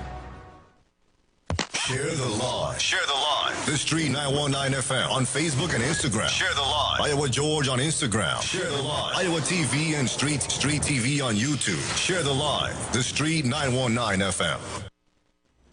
Yes, listeners, ladies and gentlemen, Trinidad and Tobago, we are back on, and we spoke. We had a lot.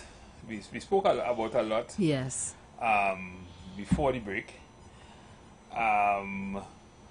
While it relates to issues, all of us at some point in time of our lives working, and we understand what is needed for good productivity, industrial peace, and development in Trinidad and Tobago, and therefore we would have spoken a lot about how to facilitate that through good recruitment, good onboarding in the workplace. But more than that, we were looking at the fact that how many people would have been coming out of the school system? Probably about 19,000 or so. People coming out of the school system. So these are new entrants in the workplace. I don't know if it's the same amount leaving the workplace, but certainly we live in very competitive times. People want to be able to survive. Yes. People have families to take care of. People want to work. Yeah. And so you, on your end as a worker, you must understand what the competition, because it's a competition. Correct. You must understand what is required to be able to survive the competition and get the best home.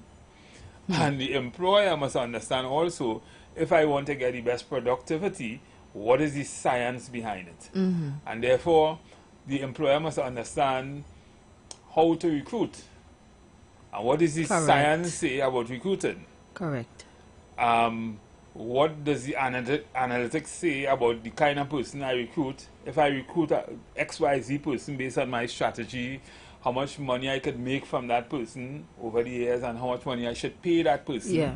How much will I be able to afford to pay that person, and that kind of thing. And these are what real companies do. Real companies study all these things. They invite consultants to come in to help them recruit the best people. They invite consultants to come in to put the best performance management, the best compensation system in place, the best kind of surveys,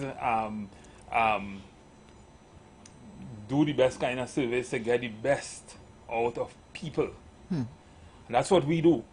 So we are just sharing with you, the public, what to expect or how to understand the science in the workplace to get the best productivity. Right. So we were talking during the break about companies who sometimes would recruit, would do all the good things in recruiting, or sometimes the bad things, and then they would give you a contract which has for a job that doesn't require much training, will have a 6 months probationary period. Yeah. Why do you think they will do that? Well, they want to give you that trial period to see how you're performing. But what maybe we should tell employers what they need to do in that trial period. Because Yes. some of them feel They'd like to throw you that out. they give you the trial period and they don't like how you're working, they don't like how you're looking, they don't like how you're smelling, they don't like how nothing about you. And then they decide to tell you, well, hey, you was on a 6 months probation, we don't want you again. And just go home. You didn't make it. You didn't make the cut. We can't employ. We can't give you further employment. What news you have for employers like that? If I were to tell you, I would say, well, look, listen, you can't do that. Of course not, because you see, in some circumstances, you have people who would have left a more stable opportunity. So they've been. For those who were working, they left where they were to come and work with you. So you can't have this person reasonably leave an arrangement where they were stable to come and work for you to now put them back in that situation. You have to, this is a human being that you're dealing with. So for the probationary period to be successful, you have to go through a period of, I don't want to say hand-holding, but you have to remember this person is now coming into this environment. They may have experience in the field, but this is a new environment for them. So the objective is that you do want them to be successful, because you paid money for them to come here through your recruitment process. So the onboarding process continues. It continues. So it doesn't matter how much years of experience. If they are able to come and mesh and gel quickly, that's a benefit. But this is another human being. It's not a science project you're dealing with. So you have to walk them through, give them some people go through, they have like a 90-day type of assessment where they give you guidance. These are the things that we want to do for this period. We give you access to the policies, all of the resources that you need, and we pair you with somebody to guide you along the way. Right, so you give them a coach. Yeah. Or a mentor. They shadow someone, but you know, as time goes by, you continue to give them that feedback. It's not waiting until the end of the probationary period to say, okay, well, we gave you these to do and you didn't do. What about along the way? Because they will have questions. Certainly, if you wait to the end of the period, you will end up in court. Of course, because that's constructive dismissal, not so you put it. Not necessarily, it could be an unfair dismissal. Unfair dismissal. You put them in that position to fail. Because that person, from day one, from the time you recruit that person is a worker. Correct. Right? And Correct. therefore, you have to give that worker the same due process. Yep. Like Same any due other process. worker. Correct. So you cannot say that this person in the 90 days, in the 3 months probation or the 6 months probation you give them, all of a sudden at the end of the probation you tell them, thank you ma'am, go ahead, we pay your last check and we don't want you again. It must be that worker didn't know during that period that they weren't performing and they were given a chance to improve through what we call sometimes a PIP, performance improvement plan, and your performance management system in the workplace would speak to that. Yes. So your performance management system should have perennial or selected times when a person would be performance will be evaluated or assessed, and therefore that worker must know the areas of their weaknesses and what area you want addressing over time. And if it is not addressed, then if it is not addressed the first time, the second time around, you'll give them a coach or a mentor and take a report from them and let them know, well, this is the area you're feeling with consistently, and if you don't improve on it, then you could even extend your probation. Yeah, so I was going to say that they could extend. to be able to deal with it. But you don't just send one person just like that. You will get in trouble as an employer. Yeah. I just need you have to say that also also. respect them in terms. It's part of respecting them.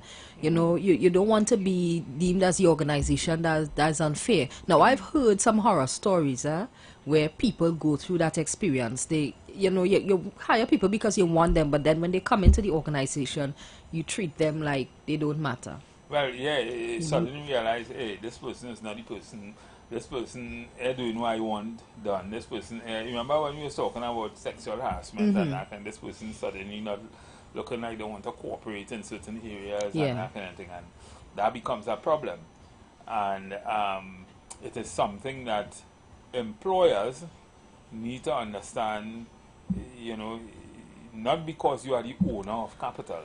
You have all rights to do an employee anything. It don't work like that. And for some reason, you see places like, especially in more the informal sectors, like you have like supermarkets and clothes store, and you know, they don't win nothing in court. The reason they will say maybe the court is thing, but the reason why they don't win is because they don't hire professionals to tell them what's the right thing to do and how to do it. So you just think that, well, this is my money, this is my company, I hire you, I don't like it, talk to me how I want to send me home. No, I mean, a lot of people take it, but there are some people who will they will go to the distance. They will. And they will drag you out and make it will cost you plenty money. Correct. Down the road. So these are things that sometimes employers, we say this all the time, by the way, but get the requisite help. Talk to the right people. Retain the right kind of consultant. Don't just call anybody. Not any lawyer could deal with your matter. That is it has to be somebody with experience in the industrial court, experience in employment law, who will be able to tell you exactly what, because the other laws, common law and that kind of thing, will treat with certain things in a certain kind of way. But you have to understand this is a different area of law, and you have to recruit or retain the right person or the right kind of person to deal with the issues when it comes to employment or workers. I wanted to say that. Most important. So we were talking about what you think might be some of the other areas. By the way, listeners, you can call in, chime in, tell us what your experiences are. I noticed today we hardly have people calling in because maybe this is a topic that people not too fully accrue with. Good evening, caller. Good evening again, the empires. But Mr. Matterson, you know, these are another one, a little solution to, I don't know if it makes sense, but you see, when I would just do this analogy. When the students reach in 4 and 5, we need to have a relationship with businesses and the schools. Instead of taking the kids and them to go and see the park and wherever, take them to these companies. Get the people and them, the bosses and the people who run in the establishment, show them this is what the company is about, this is what we need, this is the qualification you need to come into this job, this is what you required. And you go in different places, and even down to a roti shop too, you could go see how that is managed, how you could make that successful for you. The hair salons, not only big corporation, you take the kids and them and you take them around and show them. And it's something that you need to do like every month when you reach in that 4 and 5 position.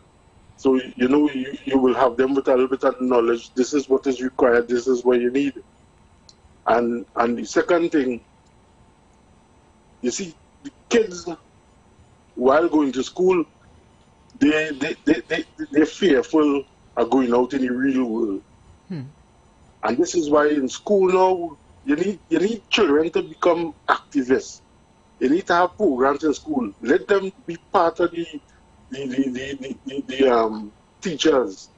Invite them in, show them the paperwork they're doing, show them this. If you have a complaint in school, show them how to do the proper paperwork, how to bring forth the argument, to show that how we could do this different, how we could do, and you know, you engage their minds. You know, you just can't come and just teach all the time, you know, because of course, here, there's a lot of activists in these schools, right? Everywhere you go, you see groups here, groups there, groups there, and you know, they have they tell you this is what we want and this is what we do. And you know, that you give them to belong to something, to belong to a certain group. And that, so, you that know, is, and then they can share that. That, in a significant opinion, that is one of the feelings in our system. So you talk about internship and that kind of thing, and companies showing active interest in the development of young minds from even at the school and recruiting. You know, in the U.S., as you would know, Paula, is really a competition. Yeah. To get the best, the best employees out of the school. So they actually recruit from. They actually tried, big recruiters go to places like Harvard and that kind of thing. Yeah. And to try get students. to get the best graduates to work for their companies. Yeah. Because that would mean, again, you're looking for the best minds, the best thinkers, the people who looking like the information current, they're innovative, they're coming in with the technology, and they can make a difference in the direction. So they're coming in and they want to be part of the recruitment. They want the first cut. Yeah. You understand? And those are the companies that will promote even a lot more in strategic training. Yeah. Right? In particular areas. And they'll offer internships. Millions of dollars on training and that kind of thing. Yeah. Sending the employees to get the best kind of training and that kind of thing. Or recruiting the best kind of trainers, the best kind of consultants and that kind of thing. They give workers that kind of hands-on experience, or even students that kind of hands-on experience. It doesn't necessarily happen like that in Trinidad. Even if and where it happens, it is just like you're just looking for cogs, right, in the wheel, and that is sad. Employers have to know that they have to make that kind of investment, and they could help out in the system, and the government too could promote that too. I mean, give employers certain kind of tax breaks to be able to do that. You know, to assist in the schools and that kind of thing, or assist in getting people to align to a certain path. If you know that you want to develop AI technologists or people who developers or software developers or whatever, invest in that area, that particular area. And I know the government at one time was going down on the man and was going down that kind of area with respect to gate and all that kind of thing. But we have to explore ways, modern ways, because the workplace is changing. Correct. Significantly. Yeah. And because it is changing, we need a different kind of thinking. We need a different kind of mindset from people to develop the workplace. And it begins in the universities and in the schools and that kind of thing. Yeah, and they need to start to engage students in debating. You can't come to the class and just listen to what the teacher say without questioning. So if you're going in a subject that, let me say you're going in history, right? Like yesterday we were talking about independence, and you know that after World War II, the colonization, they wanted to get rid of it, so it's a global thing, right? But then England wanted to have a West Indian, what do they call it? A West Indian, a union now.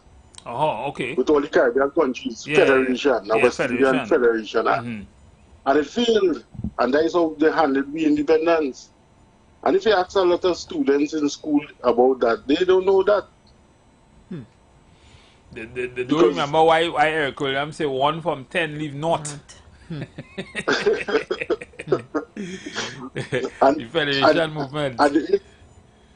And there's a movie, right, called The Hummingbird Tree.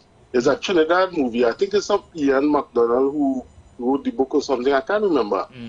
But it showed the history about Trinidad with the sugar cane and with churches and stuff, you know, how they didn't want certain people in the churches and they wanted to teach the Christianity and stuff. Mm-hmm. And it's a good movie to look at. It's an old movie. And all these are history, and these are the things where you have to show the children and, you know, to broaden their mind where we come from, because it's the English and them who had brought sugar in the industry here. Mm-hmm. British. And if you ask them, they won't know that. So, look on listening. All right, guys? Okay, thank you, Kola. Thank you very much. Yeah. Now, B-Mobile just had their internship program launched, right? And the Prime Minister was there. Even, I think I saw Angostura as well. So we have a lot of companies that launching these internship programs for students as now coming out. Remind me to call my good friend at Angostura. Yeah. Good afternoon, Kola. Yeah, good afternoon, officiating umpire, and good afternoon to the female umpire standing at square leg. Yes. Good afternoon. Interesting topic. Now, one of the things that was done as far as students leaving secondary schools was there was in the 70s, the mid-70s, there was a program they called process operators, and different students, it was advertised and thing, and students could have applied, and that was to get people trained to work in the oil industry. Mm-hmm. Amoco was. Yeah, I was a little boy, but I think I remember that. Yeah, I was a young fella too. I would have been about 18 years, 19 years for the most. Yeah. And this process operators, and you got young fellas interested, particularly fellas who did the sciences at OGC levels at the time, mm-hmm. right? They got opportunities at the Point Lisas in the early days, mm-hmm. and Amoco in particular. Yeah. So that is one that was I don't know. Well, that is a thing. Seeing that we have mobile Exxon Mobile coming, mm-hmm. you know, that is a thing we could look at implementing. I just feel that maybe this is the time, because we if you listen to us on this program, we always try to show the importance of productivity. Yeah. And there's a nexus with productivity and all these things that we talk about. All the training, the industrial relations system, the Industrial Relations Act fixing that, and I don't know how much importance the government or this government places in it, but to me, those are very, very, very important things. Mm-hmm. And if the government could probably see the wisdom, even in doing the budget, to give companies probably tax breaks to be able to do that too. Train and so that we will get a more informed and more educated public in relation to the development of SMEs and in relation to the development of companies and that kind of thing. Those things are things that are critical and will help certainly in rebuilding the economy. What do you think? Of course, because even textile, which was the forerunner the company that preceded TSTT, mm-hmm. they took people for graduates, O-level graduates, and gave them opportunities to train. Remember, we had this big earth station in Matura. Yeah. Then we had two on the Blanchisseuse Road, mm-hmm. right? And a lot of fellas, for example, from Holy Cross College, I don't know if Northeastern students were involved, and they got opportunities to go to train, and then they took up position in Matura and on Mont Bleu. There is on just before Paria Brasso-Seco on the hill on the Blanchisseuse Road. Mm-hmm. You know that big station, they have their transporter station. There's where all the long time cable. Okay. Okay. All cablegrams used to come through there. Right. The one on the Blanchisseuse Road. Right. I don't know. I ain't familiar with the one on the Blanchisseuse Road, but I know the one in Matura. The big one just before you start, before that big bend there. Yeah, on the left-hand side. Yeah. You must see it. Yeah, but that doesn't do anything again. I mean. Nah, that all those institutions closed. This building closed down because with this new technology and thing, because they were more what they call satellite. Well, we don't say satellite in Grande and thing. People say satellite, the satellite stations, right? Yeah. And they played a big part in shipping and thing, in guiding ships coming to the port. Oh, okay. Yeah. Good. Yeah, they play. Yeah. Now coming back to this this other related duties, because I have a particular expertise in industrial relations. Well, human resource management in particular, but I serve a number of years as an industrial relations specialist. And this other related, I talk about the public service now. This thing they call other related duties, which you'll find in a job description in the public service. You know, that is only there, you know, as a, I don't want to say nuisance value, because you cannot tell a public servant about other related duties. And the first thing you tell you, hey, I call it my union now. These are related duties, because know how when you enter into the public service, they show you what other related duties are. You know?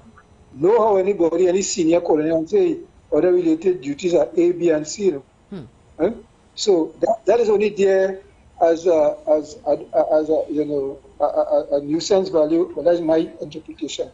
Right? But I know any private sector, I know it will have much more significance.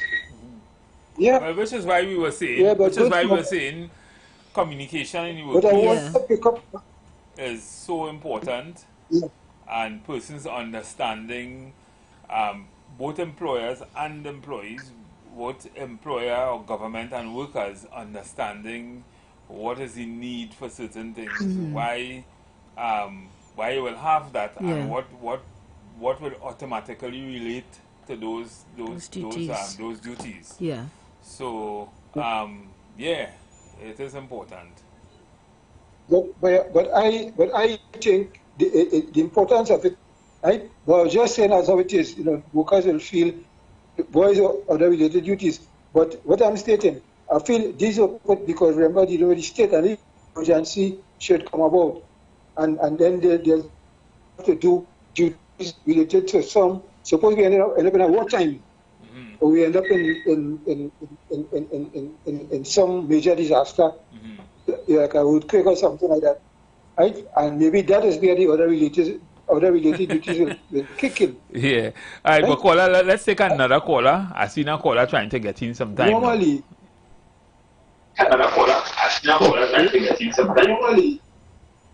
Yeah. Good evening, caller. Hello? Yes, good evening. Good evening. Good evening. You know, we're focusing on AI and the modern technology and all this kind of thing when it's just a tool. It is something that is used in whatever we do. But we look at what are the drivers of the economy. And when we look at it now, we want to move away to some extent from oil and gas. But what are the things that exist really and truly that actually helps the country to keep moving? So we have teachers, we have police security officers in the various areas. We have the construction industry, and we have some of the technical industry when saying, and we have the transport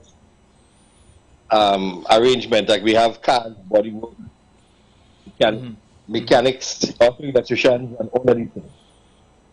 So the AI that we're talking about and this fantasy that we're looking at is just a tool, as we say, digitalized. When you're going to the office, instead of going to the whole long-term typewriter, you go to your computer and you access whatever information that you want. So in the tourism industry and also we have the culinary arts, people will now welcome people as we diversify the economy. This is where the jobs lie. Children who finish school at age 16 and 17 and 18 have to continue to do their degree and become a more educated society to appreciate and understand what is going on. But at the same time, what are the things that make the country move? And when we compare to the rest of the world, it is the same. I went to Canada, I saw a white man sweeping the road. I saw junkies on the side of the road and running of that color and running. So it is the same anywhere you go. So as we look at in technology to put this way, it doesn't change what helps you to move. The job you're doing there now doesn't change. You don't need AI for that. All you need is communication skills and the ability now to relate to others and whatever conversation they may bring and add our 2 cents back and forth to look for a better result. Well, so we're looking at services to the extent which part now we will have something done in the shortest time possible and at the same time we will have quality. So along these lines, there are so many discussions along these lines. So while we're bothering about 20,000 coming out of school, they will not enter the workplace right away. There's a system of natural attrition where people die and move on, retire, and XYZ. What we're looking at is what picks up the slack in between. And what picks up the slack in between is parents and grandparents. And also the faith-based industry. So we now guide our thoughts along the line. As we look at technology about NESC that is closed down and all of these things to prepare for this purpose. So as you were saying TSTT talking about those children who didn't accomplish academic. So we're looking at the same pattern throughout the entire country.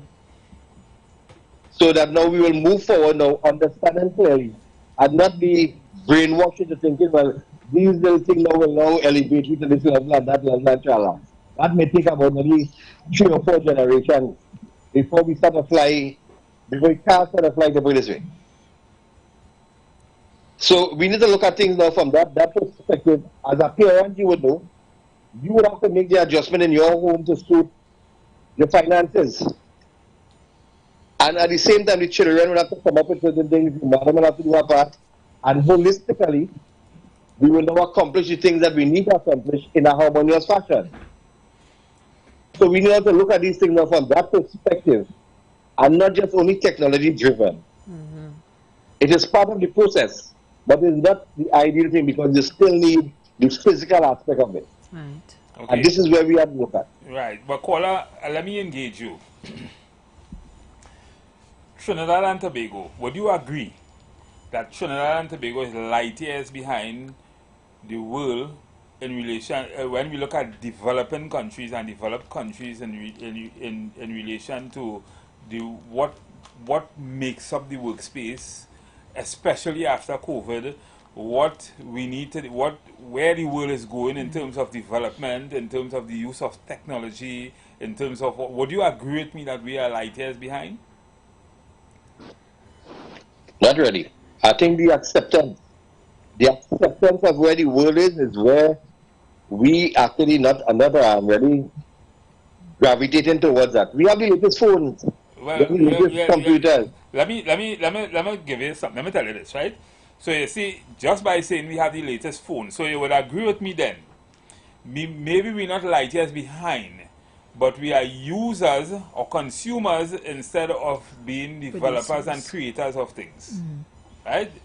Is that because we're not manufacturing these things. Is that well, this is what I'm saying. So when we say that we need to move, even with AI, I think maybe you should maybe you should do a little more research and see what AI is doing today, right? Just now, I mean, AI, you have robots who can do almost the same thing that and think the same way a human being is doing and thinking. Do you know that? Listen. Yeah, but it is programmed. It is programmed by a human being. It is programmed, but sometimes the thinking ahead of human beings now. It is so serious that Elon Musk has just launched a chip. Remember in your young days. Let me just cut it a bit. Remember in your young days when you were doing calculus and you pick up your little calculator, it was faster than you and doing everything you're supposed to do since then we had AI. Right, but listen. But the thing is, it's just a tool. If you as an employer have the use of AI and you could eliminate about 5 different type of jobs in your workplace just with the use of AI, would you choose to do that or not? Well, we have that already. No, don't say that. You know, AI is a development thing. What I'm saying is there are a number of things that we are not now exposed to. That AI. Go ahead. I understand your line of thought, But I want to think by thinking. We move from physical work to mechanical work to electronic work, and we move to different levels. But it created jobs and more jobs along that line. When women was the receptionist in the office, I'm agreeing with you, but I'm saying we have to also get with the time. So is the mindset. Because you and I would take a plane and land in America tomorrow and follow the rules. We will automatically go with the flow. So it's not that we're not there, it's that we're not accepted in Trinidad because of the mindset of the people with authority want us to keep us in that 10 years behind. But we already using the tools. So if you could adjust in a matter of a flight of a plane, and as you land, you're ready to conform, why are we not conforming in Trinidad? And this is where the problem lies. So why are you taking 10 years for your child to understand? Don't do that. When you can do it immediately. So we look for excuses along the way, rather than looking for solutions to fix that aspect of acceptance, which we do at a snap of a finger as soon as we cross waters. Why? Okay. And that's a point also. No, we're thinking on the same vein. Yeah. We already know it. We have everything, but we're not putting the ducks, we are lining them up accordingly. And we are allowing others to influence us that we are third world thinkers. And we're behind and we this and that. We're right up there with them, but just now we're not following the flow. And that's the problem. Okay.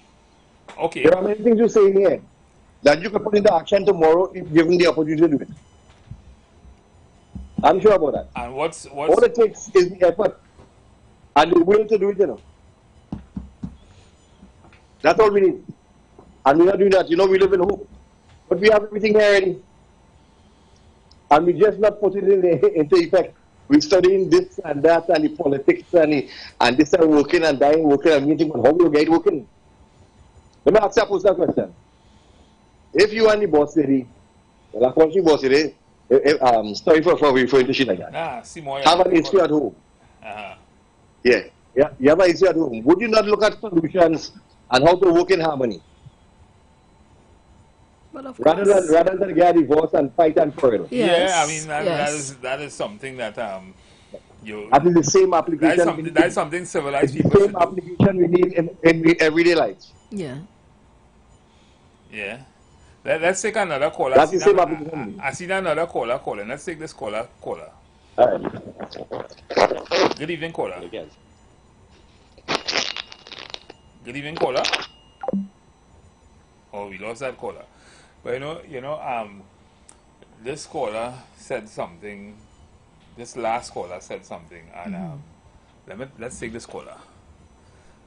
Good evening, caller. Hi. Good evening. Good evening.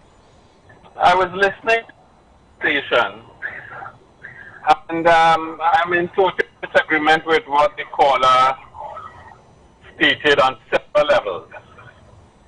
Because we have a new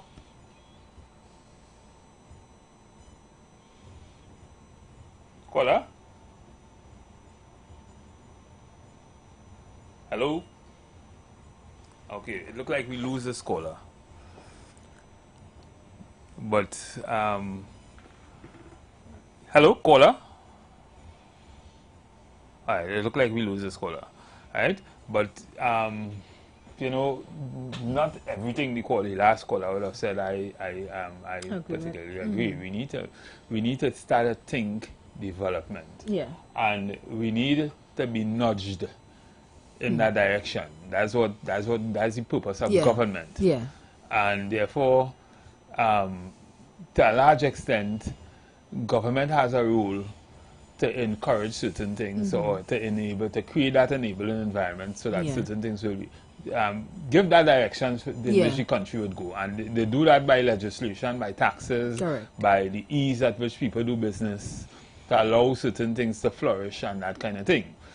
And this is where, if we look at the person responsible for trade and that kind of thing, and the certain kind of development, AI and that kind of thing, my good friend, what's his name? My good friend who's in charge of AI and digitization of the country and thing. Dominic, this is the kind of direction they should be heading on, trying to encourage the nation to lean towards, because the world is running away and we are not in a good place. Good evening, caller. Yes, we got cut off. Yeah. Okay. Yeah, I'm saying that the government has responsibility to put the kinds of infrastructure legislation policy to help a young person to leave Trinidad and to go Barbados to set a company, because we don't have the kinds of policies and infrastructure here. We a lot of people in law medicine, but young people should be pushed away from that. They should be focusing on this educational system and so on to get people to understanding, learning of AI technology, mixing children, AI, because the ability to substantially to make a contribution in the society would be significant. It is not just in the technology, people have these phones, know how to use it. Right. Yeah. So caller, while I'm hearing you, your frequency or your connection seems to be really bad. We're not hearing you properly. But I get where you're going. You are saying more or less the same thing I'm saying, and I appreciate that.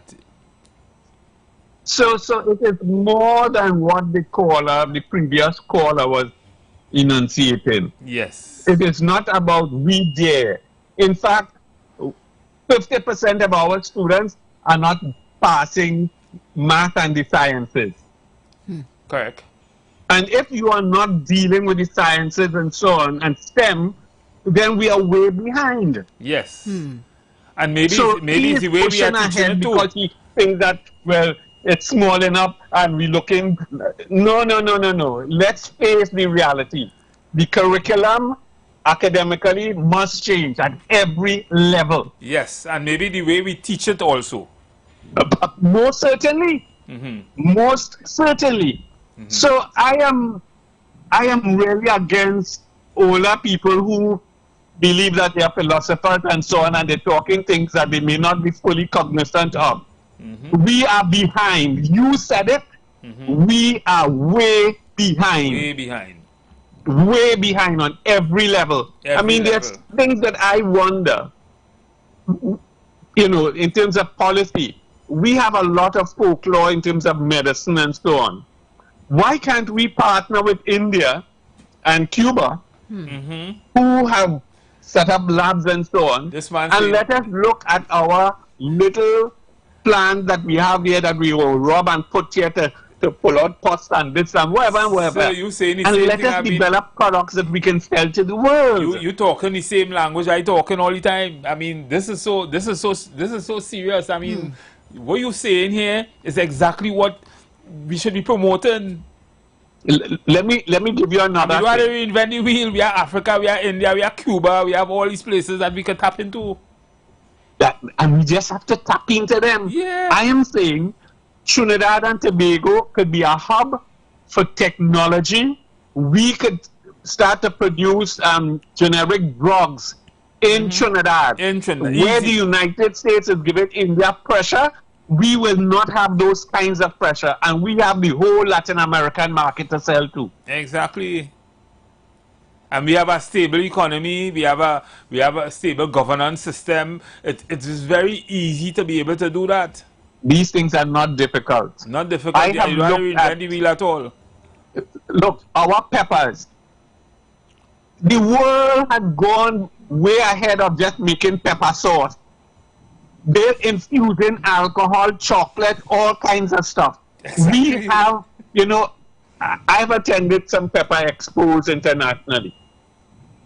In fact, I think I might be the only Trinidadian who have consistently, year in, year out, do that. And we could generate so much revenue from that based alone on just the flavor profile of our peppers. Exactly. And but you know, there's a minister, Philip Alexander, he said that on a number of occasions, on different levels, on different programs, he said that, and he said just our peppers, there's so much application for peppers, pepper spray, all kind of different things that they need in those big countries, that we could monetize our land, our resources, our kind of peppers and that kind of thing. These things will grow, just put this in the ground, right? Why aren't we focusing? Why haven't we done that in the last 10 years? I mean, when we look at our economic indicators, where we going, I mean, I heard the last government would have said things like, if we don't get through that, just drag and gas deal, things will be real bad for us to cook and all kind of nonsense. Listen, we ain't thinking. Well, I mean, when you have a prime minister who went to NASDAQ and said we have the best chocolate in the world, you know we ain't going nowhere, because we don't have the best chocolate in the world. We have one of the flavor profile beans in the world. But we can leverage that. In fact, I am one who have been against us selling our beans. We should be making chocolates, and you have nutraceuticals and all kinds of stuff that we can do that can earn substantial money. Thank you. Revenue. But we're not doing that. You're correct. You're very correct. And you see the scholar? Making real sense. Because these are the things we say. I mean, we could, so many things we have here that we don't even know we could leverage. And if we, I mean, you don't want to go far. Let me explain this to you. Our simple ground provisions could be turned into all kinds of pasta to sell to North America and Europe. Our plantains could be turned into plantain chips and sold into Europe. But we're not thinking, you know, I would like to meet, if you have connections, set me up a meeting with the Minister of Trade and the Ministers of Agriculture now, please. Please. I have written white papers explaining how we could do these things. And I think Tobago sometime a couple of years ago, last year or 2 years ago, was exploring and dasheen flour and making products from dasheen and that kind of thing. Now, with things like dasheen and so on, it is economies of scale. Right. The thing is that we have small farmers, small value-added people who know how to do it. We need to say, Medco, give them $1 million. Let them bring in equipment. The markets are there. And probably, you know, we could sell into Canada. Probably even assisting finding the markets for them. The markets are not watchable. Because I have been there and are still doing what I do it. I understand the value. I would like us to develop medical supplies. Partner with India. Let us start to build wheelchairs, crutches, simple basic things to begin developing the industry. Exactly. So that we could not only provide for us in Trinidad and Tobago, but we could even This is significant revenue to earn. Correct. Significant. And I would like this current government to say, here what? Let us look at setting up a factory in conjunction with India and Cuba possibly to start doing generic drugs. Correct. Easy wins. Easy win. Let's get those PhDs from IWER and so on to start earning. We get them free education. Well, mostly. Yeah, you know, that would make sense, because then what are these students that studying food and agriculture, what are they coming out to do? Yeah, I mean, they're coming out to look for a job. So exactly, and the jobs are not available. System, right? Develop something. But the thing is, the other thing is financing. So we have a lot of bugbear in the system in terms of getting certain things done. But I'm hearing on the grapevine that we may be soon having financing for those kind of things from Africa. And if that happens, then we should be able to not only access market, but we should be able to get the kind of venture capital or the kind of financing we need to promote those kind of SMEs. We have a lot of senior bankers and so on who are now retired. I am saying let us use them as mentors. Get them to help these small micro entrepreneurs and let us scale. Now, for instance, I have had some challenges and I believe Medco could make a significant impact if they change their mindset. Because I would say people who making juices, I would put all the juice people together. Let us find out, do they understand what is good manufacturing practices? Do they understand what the market is looking for? Let us then get them, finance them as a group. Get one of those, we have a lot of industrial estates. Set them up so we could track and measure and then create the markets for them. Correct. But we're not doing that. All the scientific elements. And we have a university that has a faculty in agriculture. Correct. I don't know what these people do when they come out, but certainly we're not seeing it. We're not seeing it manifest in real agricultural development in Trinidad and Tobago. We still, our food bills are still going up by leaps and bounds, $8 billion now. This is really sad. I mean, we're so small and we can't feed ourselves and we're calling ourselves independent. And all that kind of thing. And the thing is, I had a meeting with the Department of Agriculture a couple of years ago. And I was telling the dean, why are we importing goat cheese? When we can manufacture that here, it is easy. And you know what he said to me? Well, we have a professor who's an expert on cheese here in Trinidad and Tobago, But why aren't we doing something about it? It's just sad. It's just sad. It's really sad. The direction we are people who think we have everything, but really and truly, if you don't, I mean, we living in a bubble. I would say that's like a good way to put it. In Trinidad and Tobago, we live in a bubble. We don't even understand what we have, the kind of resources we may have available to us, and how to monetize it, right? For survival purposes.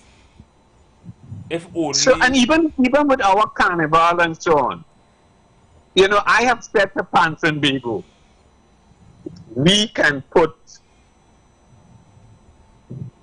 9 stateside field bands every year on tour for literally 9 months. Yeah. And each player could earn a minimum of $5,000 US a month. Right. Caller, let me ask you something. You want to be a good person. I don't want to... maybe I could give it on air because I have no problem giving people my telephone number. Take my number, 382-4208. 382-4208.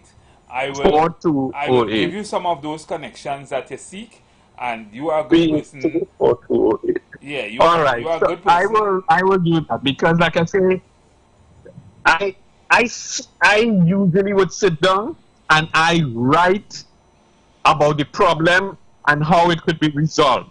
So I have developed white papers on, I've heard Alexander talk about harvesting rainwater and so on. Yeah. And my thing is, I am not into yapping.